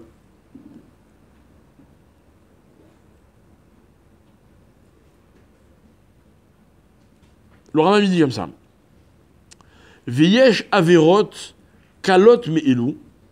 Donc le Rambam il parle de certaines averot très graves. Et il dit, mais il y a des averot qui sont moins graves. Ve'afal piken amrou chachamim she'aragil ba'em en lo chelek le'olam haba. Et dont amevazet amoadot, amechet akodashim, etc. Donc je reprends la phrase. Le Rambam il parle de averot très graves. Ok? Et au bout d'un moment il dit, mais il y a des averot qui sont beaucoup moins graves, pour lesquels on peut perdre son Olam Haba. Le Rambam, il rajoute un mot. Il rajoute Aragil Ba'em En Lo Chelek Le Olam Haba. Et là, mes amis, je voudrais qu'on comprenne bien en quoi cette phrase elle est déterminante. Le Rambam, il dit pas celui qui commet une avéra. Il dit Aragil Ba'em. Aragil Ba'em, ça veut dire quoi? Alors, je vais redonner mes exemples. Il a pu nous arriver aux uns aux autres de ne pas faire attention et de faire honte à quelqu'un. Est-ce que ça fait de nous des gens qui sont ragil? Ça veut dire qui pratiquent ça habituellement? Non, j'ai commis une erreur. Attention, Mevazet à Moadot, c'est quoi? C'est celui qui, tous les rôles à Moed, il va travailler. Alors lui, il a un problème. Hein? Non, il faut que je sois ragil. D'accord? Celui-là, il a un problème. celui qui m'évasait brito chez Avram Avinu, me fait brito chez Avram Avinu, bah, il a fait sa brit mila, il l'a mal faite, il est raillé celui-là, d'accord? C'est pas un truc qu'on fait tous les jours, ok? Mais ça veut donc dire que le plus grave dans une avéra, c'est pas de la commettre, hein, c'est de s'y habituer. Et en fait, on voit que l'avéra du karet, elle vient de ce que dans la vie on commet des fautes par habitude. Alors je vais donner des exemples. Pourquoi quelqu'un il mange à Kippour? Parce qu'il a l'habitude de manger tous les jours. Ça veut dire quoi l'habitude de manger tous les jours? Ça veut dire qu'en fait, il ne veut pas changer ses habitudes. Pourquoi il mange du chametz? Parce qu'il a l'habitude de manger du chametz tout le temps. Pourquoi Nida ses carettes? Parce que laissez-le, il est avec sa femme comme il a envie. Quand il a envie, il est avec sa femme. Quand il n'a pas envie, il n'est pas avec sa femme. Comme lui, il a l'habitude. Contre ça, il y a carette.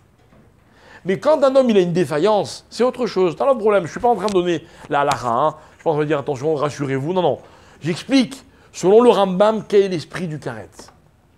L'esprit du karet, c'est celui qui refuse de se remettre en question et de changer ses habitudes. D'accord? Des fautes, on en commet tous. Notre seule chance, c'est de ne jamais s'habituer aux avérotes. Si vous travaillez une fois de temps en temps à Chol HaMoed, d'accord. Et si vous prenez l'habitude, ne venez pas vous plaindre. Alors, on va se faire une petite pause d'1 heure ou 2. Non, on va dire qu'on reprend dans à peu près une vingtaine de minutes. Ok? Voilà.